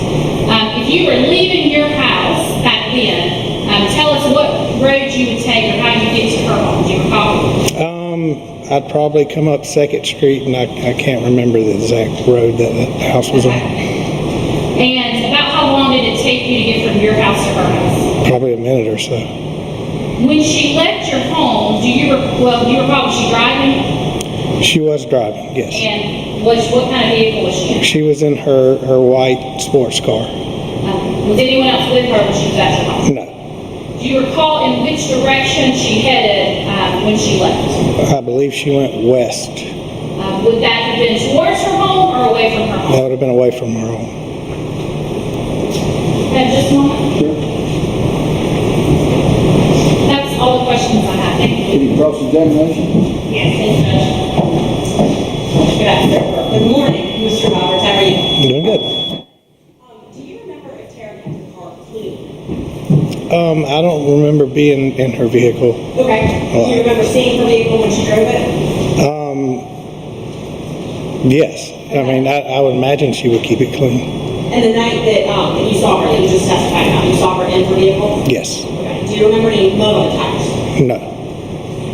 Do you remember an incident where you were at a ballpark with her and she indicated she was scared of Anthony Vickers? And object your second. And that's what she said. She said if he remembers being there when she was actually scared, not what she said. Objections. Didn't you just ask me what she said? I did not. I said if she was scared, or I said that she indicated she was scared, but I can rephrase it to Please, I sustain that objection. Please rephrase your question. without saying anything that Ms. Grinstead said to you specifically. Do you remember being at a game where somehow you sensed that she was scared of Mr. Vickers? Yes. And do you remember some incidents between Ms. Grinstead and Mr. Vickers? Judge, I'm going to object at this point, lacking foundation for his knowledge. Sounds like it would be hearsay. His foundation for his knowledge, Judge, is the exact question I Well, I asked. think you can ask him that question and we'll see what the response is. So I will rule that objection. Are you familiar with an incident Am I familiar with one? between Ms. Grinstead and Mr. Vickers? For a fact, I don't know, and I've heard rumors, but it's only rumor. Thank you. You read your record, sir?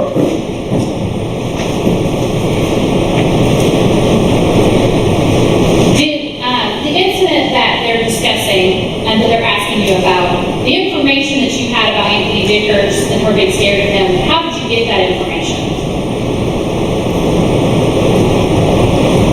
I just felt like she was walking briskly toward, the car and was just trying to avoid a situation. Did you hear her say anything? Is that how you knew what it was about, or was it just an assumption that you made? It was probably an assumption. Okay.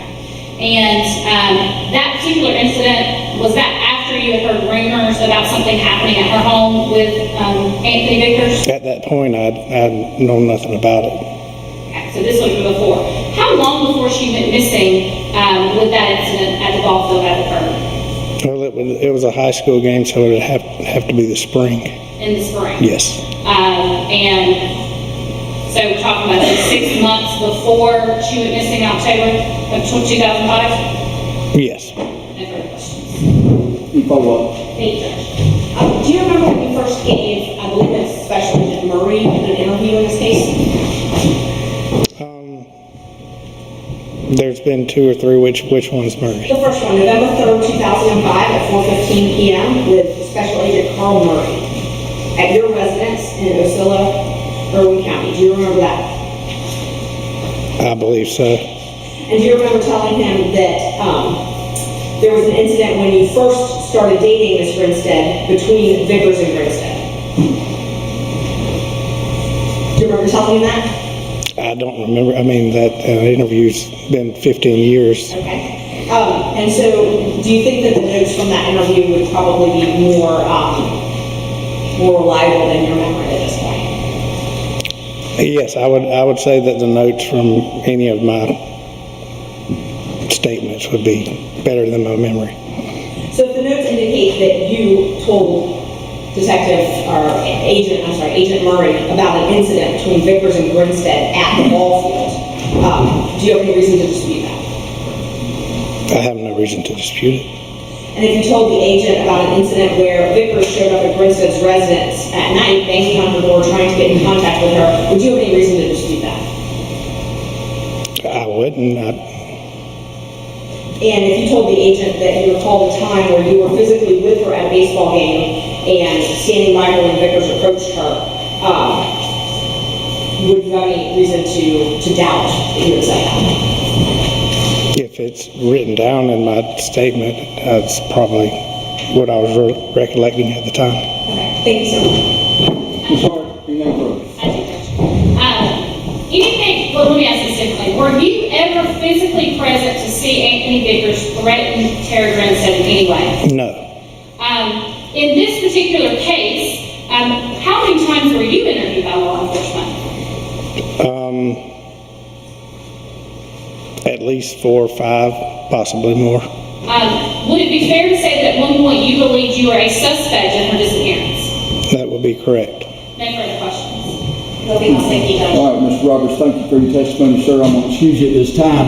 Only thing I'm going to ask you is please don't discuss the testimony you've given to this jury this morning with any other witness in the case until our case is concluded, okay? Okay. All right, thank you so much. You do excuse. Is that, am I released? Yes. Okay. Yeah. All right, 5 till noon, do you have time for a short witness, or do you have a short witness, or is this a good time to break? I have what I believe will be a short witness. I don't think it's a 5-minute witness, though. All right, y'all got, can you handle one more witness before break? Thank you. Call your next witness, please. Today we call Jared Luke to the stand.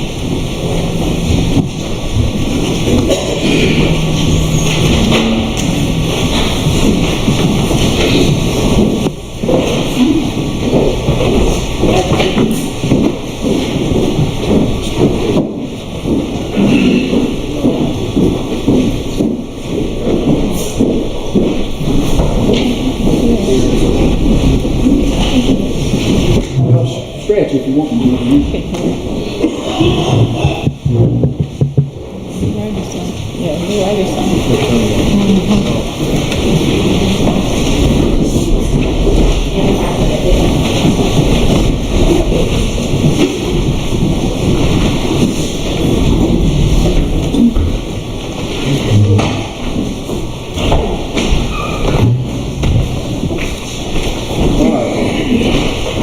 Good morning, sir. Just about lunchtime. Before you're seated, please raise your right hand for me. You swear or affirm the evidence you're going to provide in the hearing in this case is going to be the truth, whole truth, and nothing but the truth, so help you God. I do. Thank you. Please be seated. Give your attention there to Ms. Hart. I need you to introduce yourself to the jury. Good morning. My name is Jared Luke. I am assistant principal here at the high school and middle school. I'm born and raised in this city. I've been here my whole life. And you said you're an assistant principal. How long have you been the assistant principal? This is going on my 3rd year. Prior to being the assistant principal, did you work at the school? I did. In what capacity? I was a teacher. How long have you been a teacher? This is my 12th year. Now I want to direct your attention back to 2005. Okay. How old would you have been in 2005? 17. Did you know Tara Grinstead, the victim in this case? I did. How did you know Ms. Grinstead? She taught me in high school. Were you still in high school in October of 2005 when she went missing? Yes, ma'am. Did you have her for one class or more than one class? I don't recall. I know I had her for U.S. history. Okay. What year would that have been? My junior year, I believe. Would that have been the same year that she went missing or a year before? The year before. Now, the weekend that she went missing, did you have, and I don't want you to tell me what she said, but did you have an occasion to speak with her or see her leading up to that weekend? Yes. And why was it that you either spoke or saw Ms. Grinstead leading up to that weekend? Well, I saw her at school, of course. Yes, and then she also kept my dog that weekend that she went missing. Okay. And what kind of dog did you have? A German Shepherd. How old was your dog? He was a puppy. He was less than a year old. Why did you need Ms. Grinstead to keep your dog for you? I didn't. She offered to keep the dog that weekend. She also had a German Shepherd named Dolly. She knew I had just gotten a puppy, German Shepherd, and so we both had a love for German Shepherds. And she knew we were going out of town. She offered to keep Duke that weekend for me. Okay. Now, did you personally take your dog to her house? I believe I did. And do you recall what day of the week that would have been? It would have been on Friday because we left that day. And then, did you ever return to her residence? Yes, I did. What day did you return to her residence? What day of the week did you return to her residence? That Sunday. That Sunday. Now, when you returned on Sunday, was your dog still there? No. Did you know that your dog was not going to be there? I did know that. How had your dog gotten away from her residence? My brother came and picked my dog up that Saturday. Okay. And were you aware that your brother was going to go pick the dog up on Saturday? Yes. Now, why then did you go to her residence on Sunday? Because he picked the dog up on Saturday, but did not pick up the food and water bowl and all that. So all the accessories, I guess you would say, were still there. Okay. Now, again, I don't want you to tell me what she said, but did you speak with Miss Grinstead after your brother had picked up the dog? I don't remember speaking with her on the phone. I think my sister did speak with her. One of us did, but Yes. I don't remember speaking to her. Okay. Now, what was your brother's name who went and picked up the dog? Philip Luke, And what was your sister's name? Lee Luke. Had you ever been to her residence prior to dropping the dog off on Friday? Not that I recall. I knew where she lived. This was a small town, so I knew exactly where she lived, but I don't ever recall being there or going inside or anything of that nature. When you went to drop your dog off, did you go take the dog inside the house or somewhere else? There was a backyard. There's a fenced-in backyard, and that's where I dropped the dog off that I recall. Do you recall she was present on Friday when you dropped the dog? I don't believe she was, no. And then when you went back on Sunday to pick up the water bowl and the other items, where did you go to get those items? First, when I got there, I pulled up in the yard. I went to the front door, knocked on the door. Nobody answered the door. When I didn't get an answer, I walked around through the gate in the backyard to on the left side of a garage. Yes, sir. The food and water bowl were told that they were in the shed that was in the backyard. Yes, sir. So I went to the shed, opened the shed, food and water bowl were there. I retrieved them, went back to my truck and left. I'm going to show you, since showing the defense counsel have been marked as State's Exhibits 35 through 39. Okay. Ask you to take a look at those for me, please.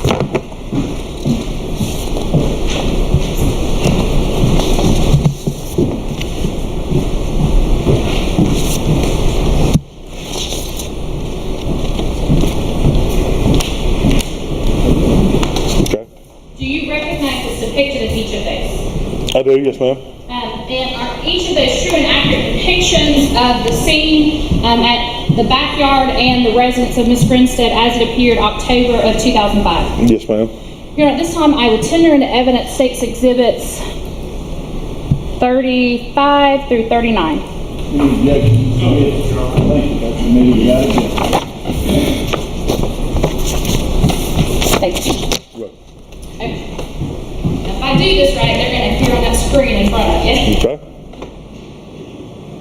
Can you see what's depicted in State's 35? Yes, ma'am. Okay, can you tell the jury what it is that we're looking at in State's 35?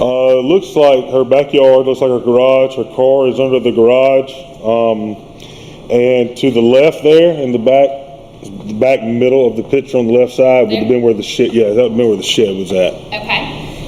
Now, when you parked to go pick up the water bowl, can you tell us in connection with where her car is, where it is you would have parked? I pulled right behind her car, if I remember correctly, Okay. So, to the best of my knowledge. do you recall about what time of day or night it was that you went there on Sunday? It was, I know in my previous statement that I read earlier today, it said 7:30 or 8, but it was still daylight outside on that Sunday when I went. So it was not dark yet. Sunday at daylight hours, you recall parking behind her vehicle at her residence? Correct. I'm going to show you State's Exhibit 37. And can you tell the jury what it is we're looking at there, please? That is her dog, Dolly. Okay. And this fence that we see, have you ever seen that fence before? Not in my recollection, I don't. I know you said that's her dog, Dolly. Are you able to tell us where it is Dolly appears to be in that picture? No, ma'am, I'm not. State's Exhibit 38. Do you recognize what we're looking at in State's 38? No, ma'am. I mean, I'm assuming it's her house, but I don't know what side of the house it is. Okay, that's I don't want you to assume, but you don't know which portion of the house it is. Correct. Okay. However, does it appear to be one side of the house that you went to that day?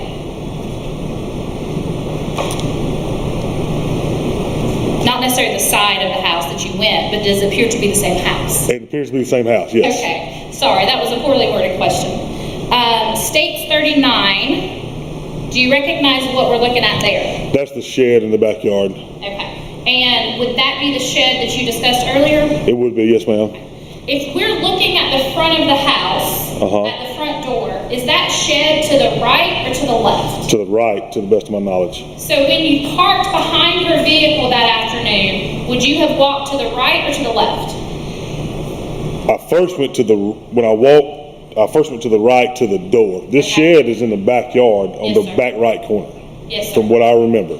Okay. So when I got out of my truck, I would have walked at like an angle to the door. Okay. So I'm going to show you another picture that's already been tendered, which is State's Exhibit 6. Okay. Can you tell us then, looking at this, does this depict the approximate location of where you may have parked that day? It depicts her front door. I wouldn't have pulled up right behind her car. Like, Okay. wouldn't have been right behind it. I would have pulled in the driveway that is the straight path to her garage. Yes, sir. And then walked across the yard from the middle, if that makes sense. Like, I wouldn't have went at a 90-degree angle to the front door. I'd have went across the middle of the yard. Okay. And now I know it's hard to see in these, but did she have a pathway leading up to the door that you can recall? I vaguely remember one, but don't specifically recall a pathway. Okay. But seeing that picture does like there may have been stones leading up to it. Okay. And then what about States 44? Yes, Again, ma'am. looking at that, can you tell us where you would have been parked? The bottom left corner down here, where you see this pathway leading. Right here? Yes, ma'am. Somewhere in that area is where I would have parked. Okay. And then I'd have walked directly in front of that pine tree to the door. Okay. So to be clear, and I apologize, I'm having to look at it upside down when I put it Gotcha. up here, but you're saying you walked in front of this pine tree? Correct. So would this bed of straw that I'm pointing to here have been in front of you or behind you when you walked up there? It would have been behind me. Okay. Were you inspecting the straw to see if there was anything laying in it? No, ma'am. Okay. If there had been something laying in that straw, do you think that you may have missed it or you may have seen it or you just don't know? I just don't know. Okay. So I understand. Are you telling the jury there was not anything in the straw, or you just don't know? I didn't see anything in the straw. Okay. I didn't see anything on the ground or in the straw. No, I didn't. Were you looking for anything? I was not looking for anything either. Okay. And then lastly, States 36. I'm sort of jumping around, but I apologize. This is one more you identified. I know it's difficult to see, but I believe is this part, and I can bring it to you if you need to because it's hard to see on here. Would this have been the shed side of the house that you recall? Will you bring it to me, please? It's extremely difficult to see when it's printed. I can't make out what that is. That's fine. I appreciate it.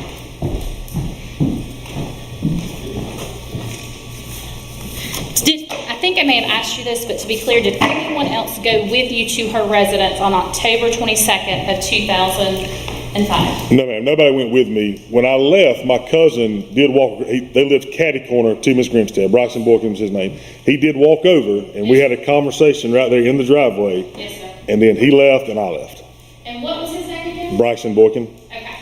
And that conversation, I'm assuming, did that have anything to do with this case? No, not at all. And I want to clarify, when you say you initially walked to the front door, why did you walk to the front door? To knock on it. Did you knock on it? I did. Did anyone come to the front door? Nobody. And the entire time you were there that day, how long would that have taken? In my statement previously that I read right before this, it said I was there for approximately 15 minutes. That seems far-fetched. I would assume probably 7-8 minutes. Okay. Knock on the door. I walked to the left. Her car's on my right. Walked through the gates. Walked right to the shed in the back. Yes, sir. Got the food and water bowl. Walked back out. I talked to Bryson for just a second.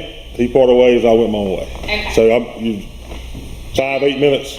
During that time frame, however long it was, did anyone ever come out of the residence? No, ma'am. And did you ever see Tara Grinstead again? I did not, no, ma'am. Ma'am, just a moment.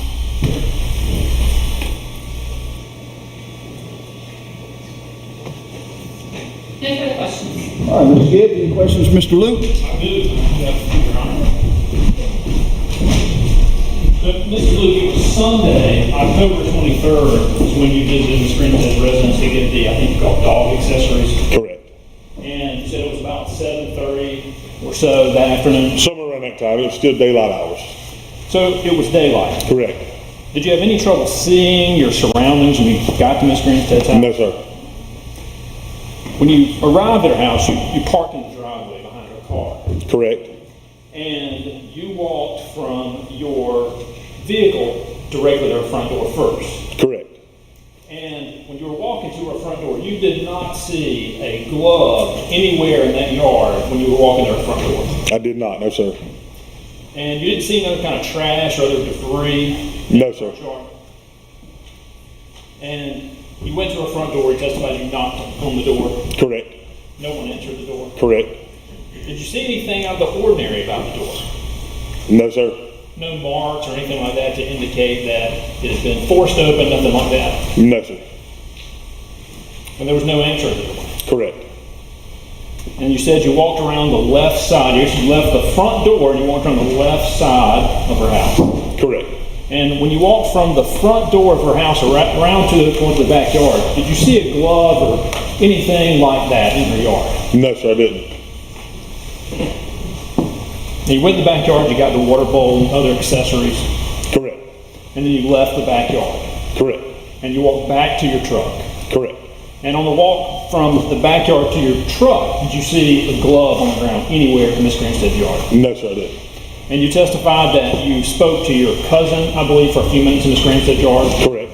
And during that conversation, you didn't see a glove anywhere in Miss Grinstead's yard. No, sir, I didn't. And you testified it was daylight. You had no trouble seeing Miss Grinstead's yard during this conversation. Correct.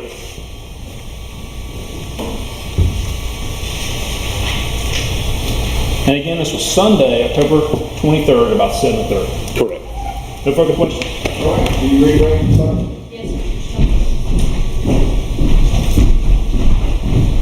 Showing you again State's Exhibit 4. The location of where her vehicle is depicted in State's Exhibit 4, would that be consistent with where you saw her vehicle on Sunday, October 23rd, 2005? Yes, ma'am. And the conversation that you had with your cousin, did that take place in the yard or did it take place back at your vehicle? Where you're pointing at now? At where your vehicle would have been? Correct. Okay. So to your knowledge, did you ever see your cousin come up to this location? No, ma'am.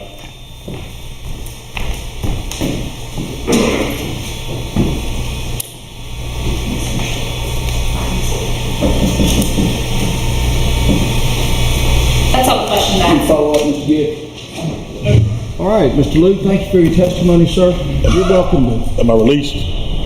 just say, Okay. you're welcome to stay, go, you are released. But Gotcha. don't discuss the testimony you've given here to this jury this morning with any other witness to this case until the case is over, okay? Yes, sir. Good. Thank you. Mr. Luke, and be on your way. All right, suit y'all to take a lunch break. All right, ladies and gentlemen, we're going to break for lunch. Understand y'all's food is being brought in for you. So if y'all will adjourn to the jury room, we'll be in recess until 1:15 for lunch. All right, if y'all will just step right in there and then we'll get you to the food.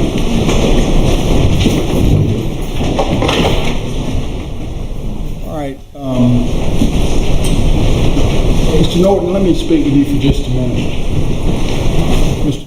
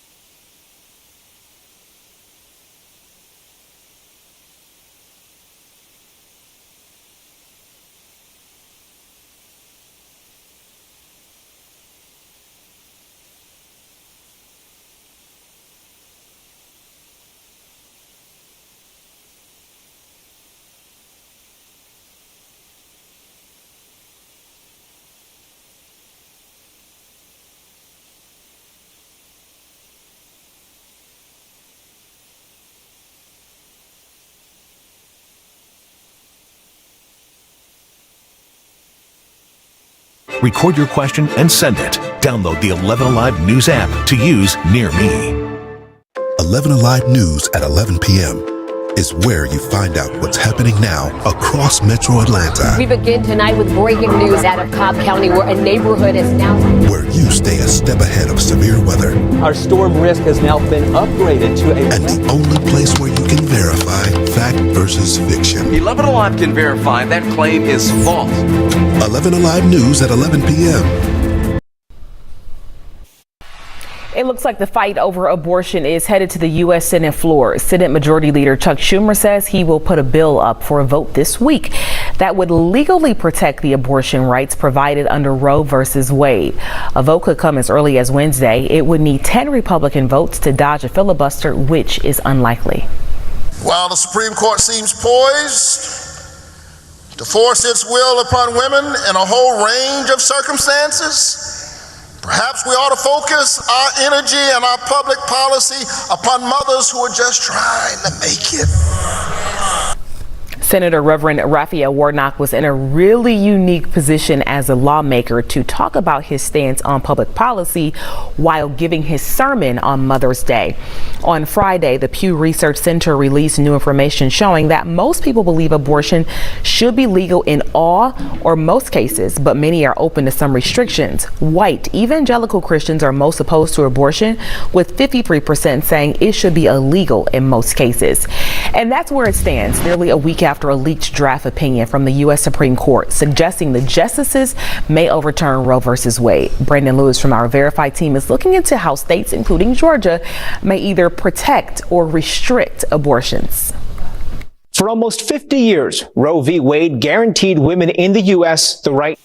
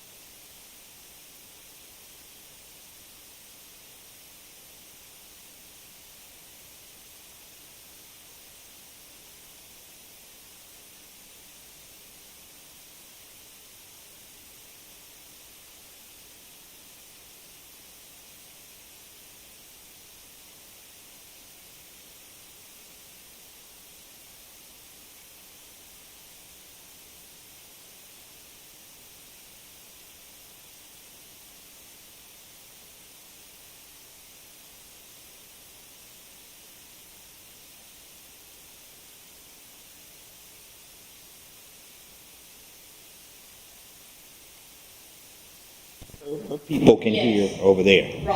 And keep talking. This is a witness stand, John. This is witness's mic. Okay, John, just stay right there. Turn it up as nice. Now this is the approach, far right-hand side button, John. Approach number 2, all the way to your right. And this is, and they stand out here, John, a little bit more. And this is approach 1, far second one over there. And now this is a podium approach. The podium approach. 1, 2, 3. She stood over here a little bit longer. Mic check. 1, 2, 3. Do you hear? Now listen. Mic check. 1, 2, 3, 4, 5. You don't hear anything? I was hearing something like a little bit of feedback there for like the speaker. Listen to the speaker. Mic check. 1, 2, 3, 4. You hear that? Here, right here, right in here.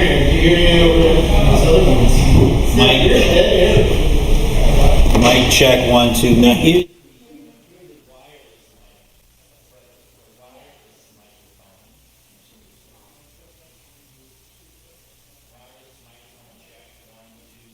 3, 4, 5, 6, 7. It's a little. Are you okay with that audio? You okay with that?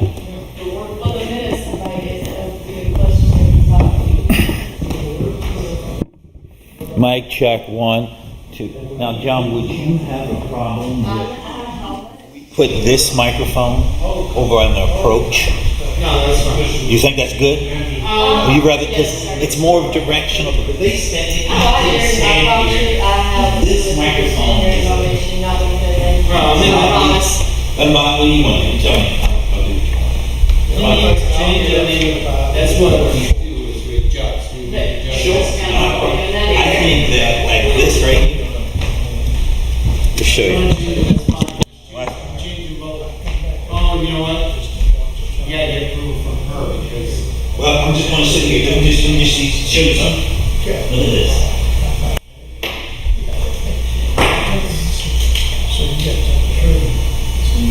They wanted to record me, was it? Sure. Hold on. No, I'm just. This is a very much large room. Yes.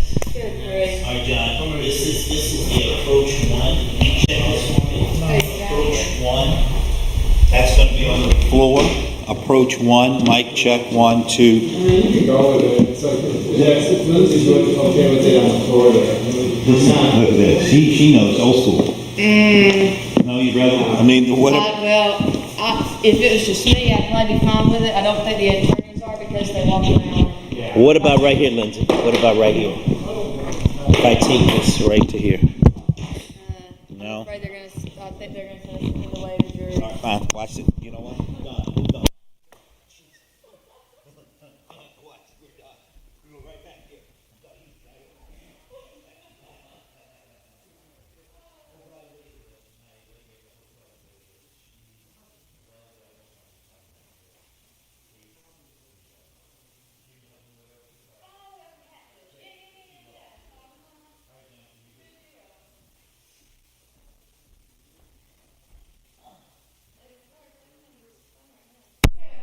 All right, so supposedly we won't get any feedback. Now we've gone all around. We're not getting any feedback now. You hear that buzzing? I heard that stop just a minute ago.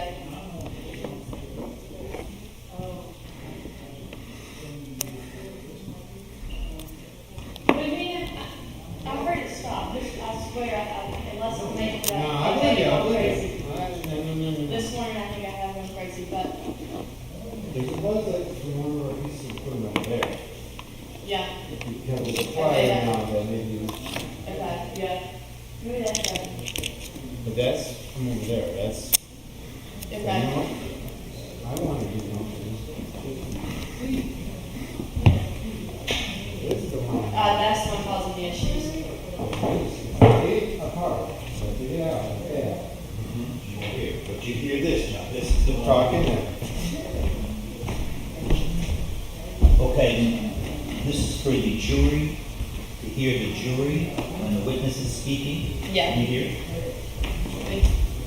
This is for the jury box. I think you can hear this clearly. Mic check 1, 2, 3. We are here in the courthouse. I can hear you as clear as day. I don't know if it's because you talk well and you're loud, or if it's the microphone. I'll go right here. Go ahead. John, this is mic check 1, 2, 3, 4, 5, 6, 7, 8. Yes. It's not going through. It's not, you don't hear it?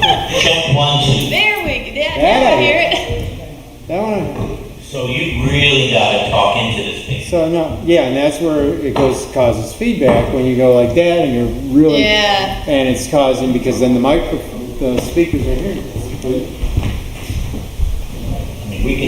Because that needle's not bouncing at all. Well, I'd rather have it not bounce Yeah. because it's like found it. it's way. Okay. I was listening, I was like, boy, you're having a hard time. I was listening, I was like, you tried, I heard you pull them down, I heard you do whatever you pull down. Okay, mic check 1, 2, 3, 4, 5, 6, See, I hear 7, that 8. I think because he's turning it up a little bit. Yeah, okay. He's turning it up with just a hair, just to keep going. So, Okay, I heard it there. Yes. oh, yeah, make sure we're not getting any feedback on our mics when you pop them up. So, just work out that. So, how many partners that was not listening? Who do you want, witness us? You do whatever you get. Let's do them all.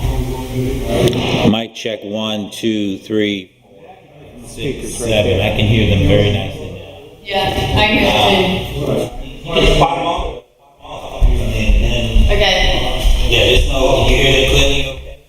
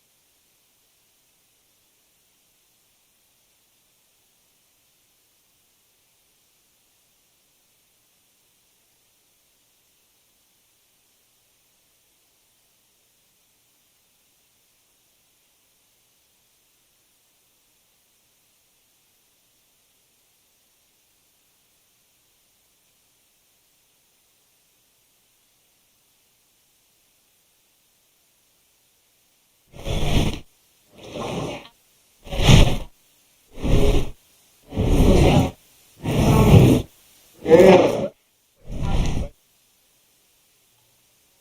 Thank you. Please be seated. All right. I think and hope we have our sound issues resolved, at least for a little while. Anything we need to take up before we ask the jury to join us? From the defense? Thank y'all. All right. Ask the jury to come on in, please.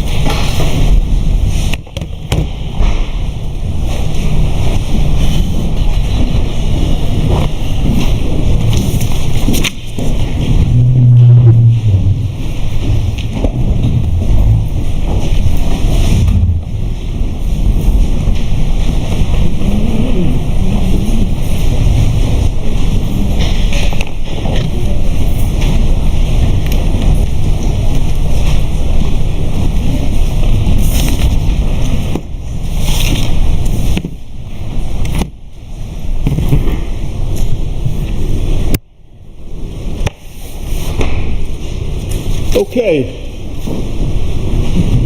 Welcome back, ladies and gentlemen. Got one more making her way down.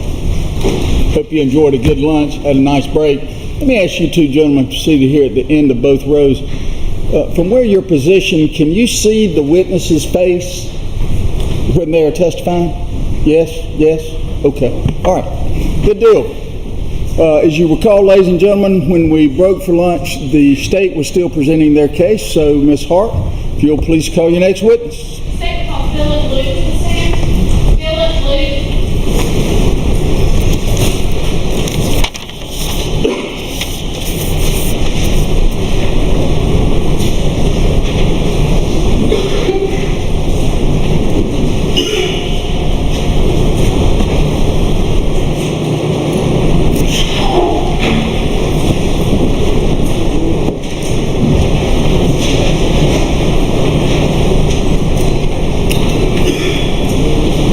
Mr. Luke, come on down. Thank you, sir. Right down here. Good afternoon. Before you're seated, Mr. Luke, please raise your right hand. You swear or affirm the evidence you're going to provide in the hearing of this case is going to be the truth, whole truth, and nothing but the truth, so help you God. I do. Thank you so much. Please be seated right there and give your attention to Ms. Hart. She'll direct your testimony. I want you to introduce yourself to the jurors, please, sir. My name is Philip Luke. And Mr. Luke, I'm going to tell you to speak up just a little bit for me. Perfect, thank you. My name is Philip Luke.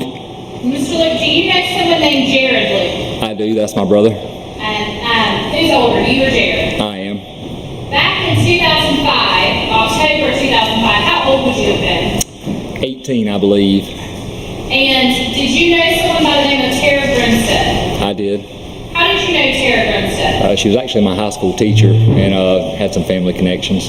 Had some family connections? She helped my younger sister with pageants. Okay. And what would that younger sister's name have been? Lindy. Lindy.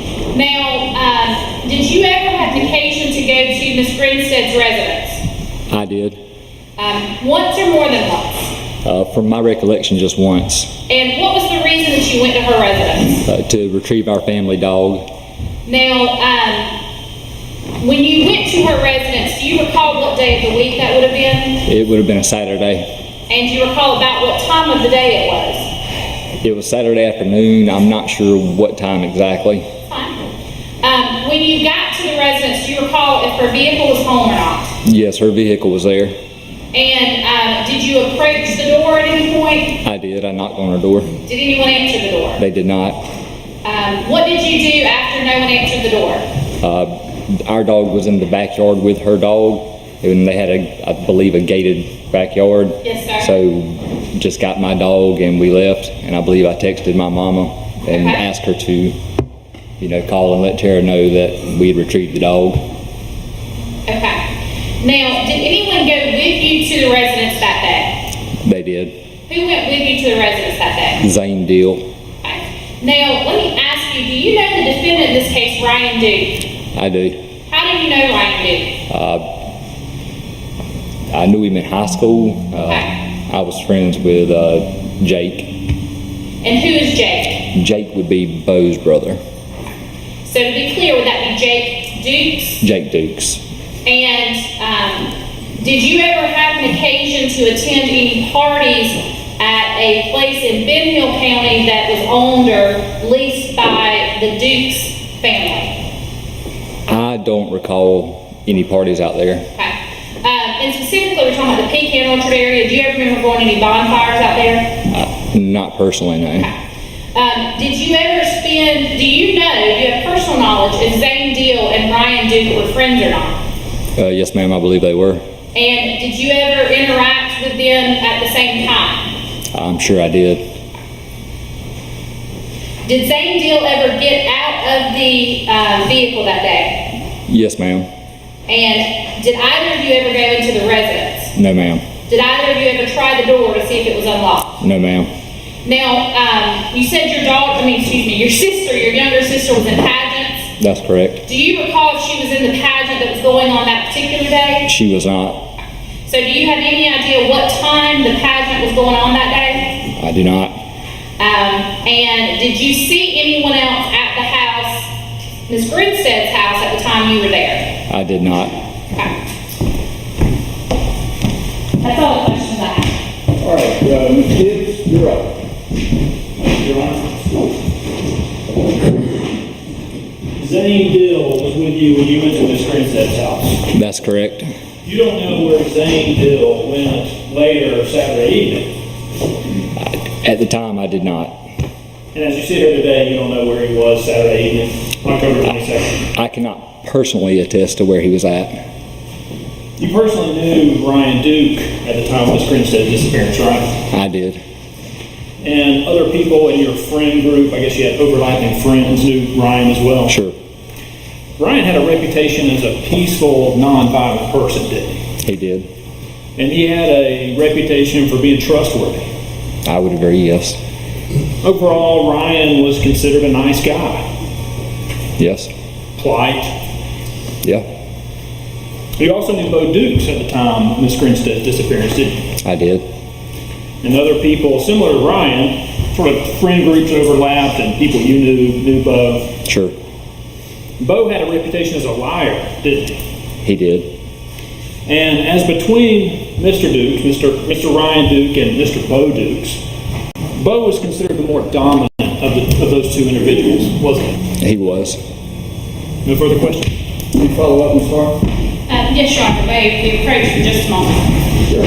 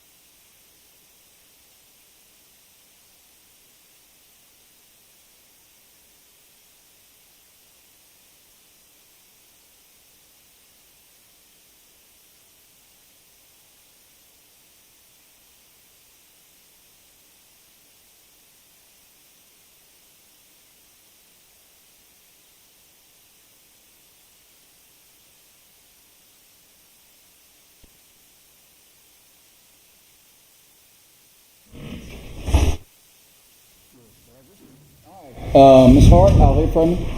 Judge, as I already indicated clearly on the testimony, they not only brought up his character for truthfulness, they also brought up his Being a good guy? being a good guy. Wasn't that the question? That was the question. That is just completely blatant good character evidence, which under the rules of evidence that we have, opens the door to bad character evidence. Okay.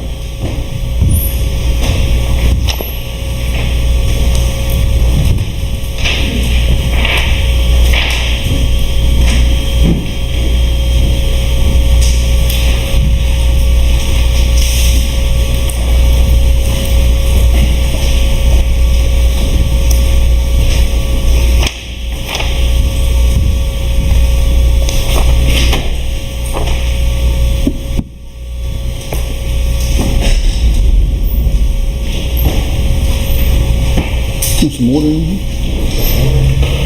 She'll help you with some water. Thank you.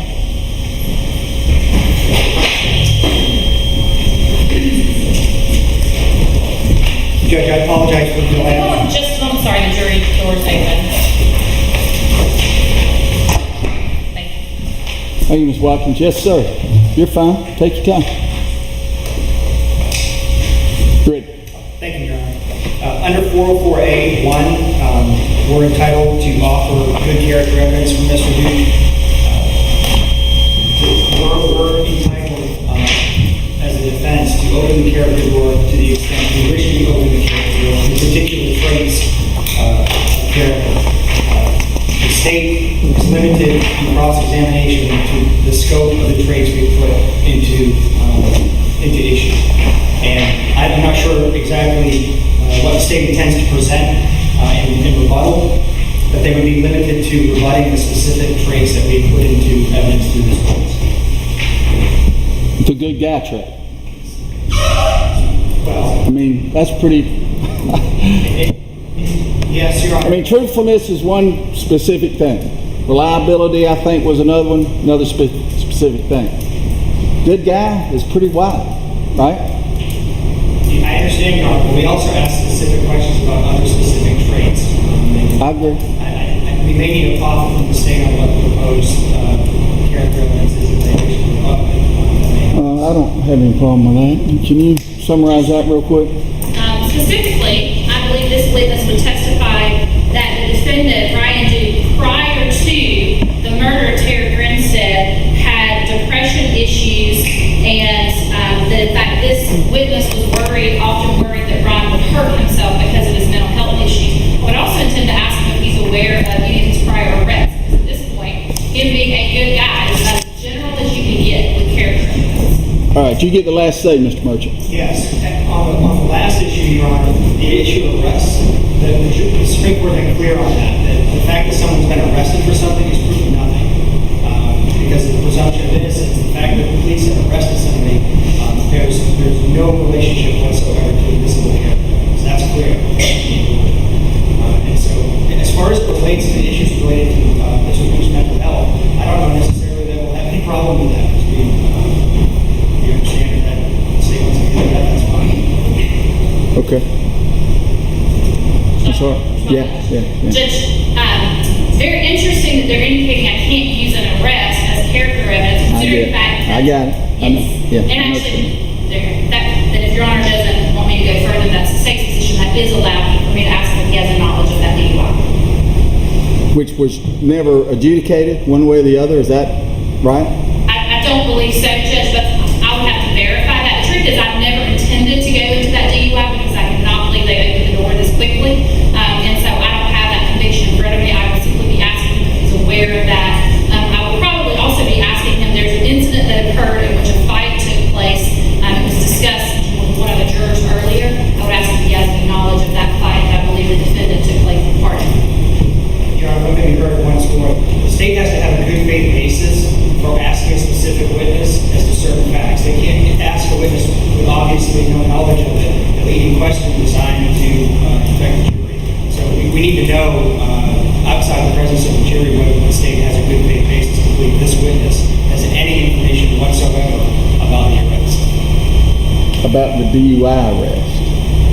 About any arrest they intend to talk about in front of the jury. You know anything about it? I may have heard of the arrest for DUI, but I didn't have any first-hand knowledge of it. You weren't there? May I ask, sorry, the fight that I just referenced, in which a lot of people were involved in that fight, do you know what fight I'm talking about? I do believe I know the fight that you're talking about, but I was not present at the fight. Okay. And how do you know about that fight? word of mouth, I guess, hearing people discuss it. Have you ever discussed it with Ryan Duke? No, ma'am, not that I know of, not that I recall. Because I think I have right to ask the question as it relates to DUI. I think that has been arrested for DUI. He doesn't know about it. You can ask somebody else. I don't think this is an appropriate witness for that. All right, mental health stuff, go ahead, okay?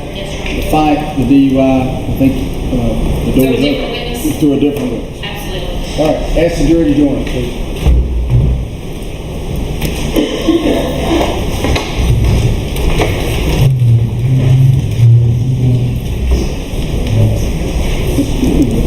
Yeah.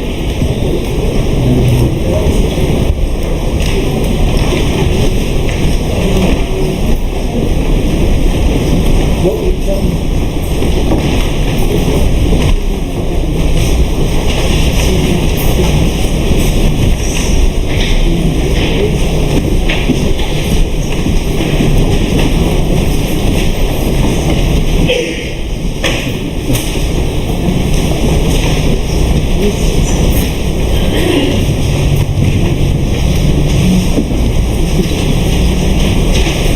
Thank you, ladies and gentlemen. We have done everything prior to today to get this case ready to deliver to you. Sometimes things just come up that I'll have to ask you to step outside. Nobody's trying to hide anything from you or anything. We just have rules we have to play by, and sometimes I need to speak with the attorneys outside your presence. Okay, so thank you for your patience with that. Don't read too much into it. Did one of the jurors, I understand, mention you couldn't see the witness from the screen? Thank you. Good deal. We'll just have to move it up and down. We'll take it down for the time being. Thanks for bringing that to our attention. Ms. Hart, you can continue. Mr. Luke, you knew Ryan Duke before Tara Grinstead went missing, is that right? That's correct. And defense counsel's just asked you several questions about what you felt and what his reputation was. So let me ask you this. Are you aware of any specific mental health problems that Ryan Duke had before Tara Grinstead was murdered? I do believe he had some depression issues, but I never confirmed that directly with Ryan himself. Understand. Was that from your observation of Ryan? Observation and then others that spoke of it. So that was something that amongst your friend group that was discussed? I would say yes, at least a few times. And do you recall if you were ever afraid, in fact, that Ryan may try and hurt himself because of his depression issues? Yes, ma'am. So you would agree with, or would you agree with me that his depression...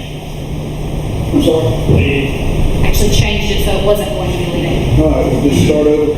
Thank you. Don't ask the leading question. Would you agree with me that it appeared to you that Ryan's depression was severe enough that it was affecting his behavior? Specific question that's not leading. I will rule that objection. Thank you. You can answer. Sorry. What time frame are we talking here, though? Are we talking high school or? Anytime before Tara Grinstead went missing. So prior to her going missing, I don't believe I had that much interaction or contact with Ryan. Yes, sir. So I honestly don't know what his mental state would have been leading up to that. Okay. So then the questions that defense counsel asked you about his reputation, would those have been before she went missing or after she went missing? Before. Before. So the fact that you indicated that you thought he was a good guy, what was that based on? My interactions with Ryan before she went missing. Okay. And you don't recall indicating to me at some point, do you recall indicating to me at some point that you were concerned about his depression issues prior to Ms. Grinstead going missing? I don't believe I did, but I can't say for sure. Okay. When's the last time that you actually interacted with Ryan Duke? Well before Ms. Grinstead went missing. Maybe 2004. Okay. So you've actually not had any contact with him since 2004?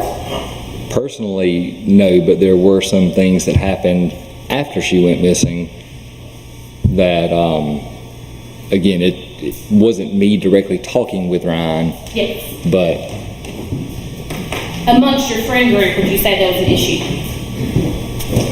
or concerns? amongst my friend group, I'm not really sure. Okay.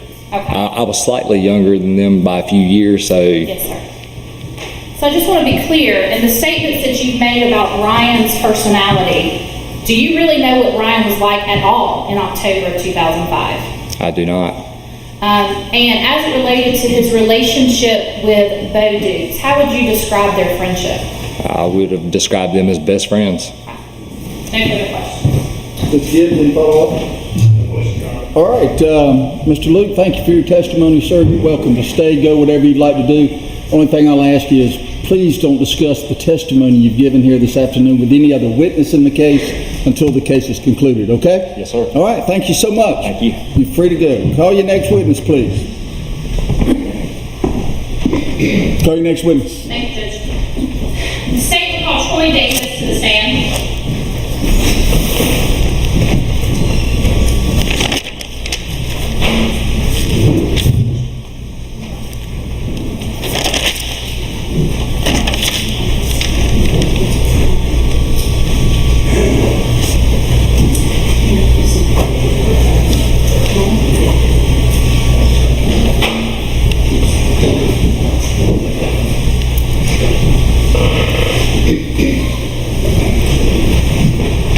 Good afternoon, sir. This is Mr. Davis? Yes. All right, if you'll please step down here, thank you. Before you're seated, sir, raise your right hand, please. You swear or affirm the evidence you're going to provide in the hearing of this case is going to be the truth, whole truth, and nothing but the truth, so help you God? Yes, sir. Okay, thank you. Please be seated. All right, Ms. Hart. Let me get you to introduce yourself to the jurors, please. My name is Troy Davis. Now, I believe it's actually Dr. Davis, is that correct? It is. We don't use that a lot, but it is. Okay. Well, Dr. Davis, are you currently employed? Yes, I am. How are you currently employed? I'm employed with St. Johns County School District as a federal programs director. Okay. And how long have you been employed in that capacity? Coming up on 2 years. You said St. John's, is that what you said? St. Johns County, Where is that? St. Augustine, Florida. And prior to working at St. John's in that capacity, have you had an occasion to work in education over the years? Yes, I have. How long have you worked in the education system? 30 years. Did you ever work in the education system here in Ocilla, Georgia? I did. And how long did you work here in Ocilla? 1991 till 2005. Were you originally from this area? I am from Pearson, Georgia. Pearson, okay. During the time period in which you worked here, what different jobs what capacities did you work here in the Ocilla school system? I served as an assistant principal, a principal, director, curriculum director, school superintendent. Okay. Taking you back to 2005 and before, did you have an occasion to meet someone by the name of Tara Grinstead? Yes. And how did you know Ms. Grinstead? She was a teacher in our school district. And at the time that Ms. Grinstead came to work here, were you superintendent, or do you recall? I don't recall. When you left here as superintendent, where did you go to work? Lowndes County. Do you recall at the time that she went missing if you were working here or in Lowndes County? I was in Lowndes County. Now, in the weeks leading up to Ms. Grinstead going missing, did you ever have cause to worry about her mental health?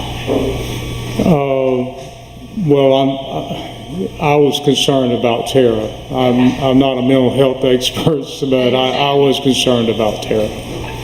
Now, I don't want to go into anything Tara said to you, but did there come an occasion in which you had to assist Tara in getting back to her house, or into her house? Into her house, yes. And don't tell me what anyone said, but who called you when that incident occurred? My then wife called me. And what was her name? Missy. Missy. Did you then go to Tara's home or somewhere else? I actually went to her home. I was driving from Valdosta, and I went to her home from Valdosta. When you got to Tara's residence, was anyone else there? There were. Who else was there? As I recall, Dina and Larry Harper were there. Joe Portier was there. Yes, sir. And I want to think there may have been one or two other people, but I don't recall. Now, do you know what the relationship was that Larry and Dina Harper had to Tara? Their son had previously dated Tara. To your knowledge, first of all, what was their son's name? Marcus. To your knowledge, was Marcus Harper and Tara Grinstead, were they dating at the time this incident occurred? To my knowledge, no. And when you arrived at the residence that day, where was Tara? She was in her car. In her car? In her car. What kind of vehicle was that? You know the color? It's white, sports car. Okay. Was she in the driver's seat or the passenger seat? Passenger seat. And how did Tara wind up getting into her house that day? I carried Tara in after trying to talk her into going to inside. At that point, how long had you known Tara? I don't know. I don't recall. I mean, in addition to having known her through the school system, would it be fair to say you were somewhat of a mentor to Tara? Yes, I would say that. And had Tara ever visited in your home? She had. Now, on that particular day, can you describe for us Tara's demeanor? She was very upset, very distraught, crying. And when you took Tara into her house, what did you do with her? I laid her on her couch in her living room. Did anyone else come in the residence with you? Yes. Who came in the residence with you? Joe Portier and Dina Harper did. I can't recall if anybody else did. How long did you stay at her residence that evening? Till 2 a.m. that morning, roughly. Were you the only one there besides Tara? Joe Portier stayed until probably the last 10 minutes. Yes, sir. Why did you stay at her residence until 2 a.m.? Because I was not sure about Tara at that point, where she wanted to leave, and we did not want her to leave. Okay. Now, jumping forward to the weekend that Tara went missing, did you have an occasion to see Tara the weekend of October 22nd, 23rd, into the 24th? Whatever the Saturday was. Okay. And where were you when you saw her on Saturday? At my home. Who else was there? At the time that Tara came, Gloria and Stan Mix, Larry and Dina Harper, my children, Missy. I don't recall if anyone else were there at that time. And what was going on at your house that all those people were there? Well, it was a University of Georgia football game that afternoon.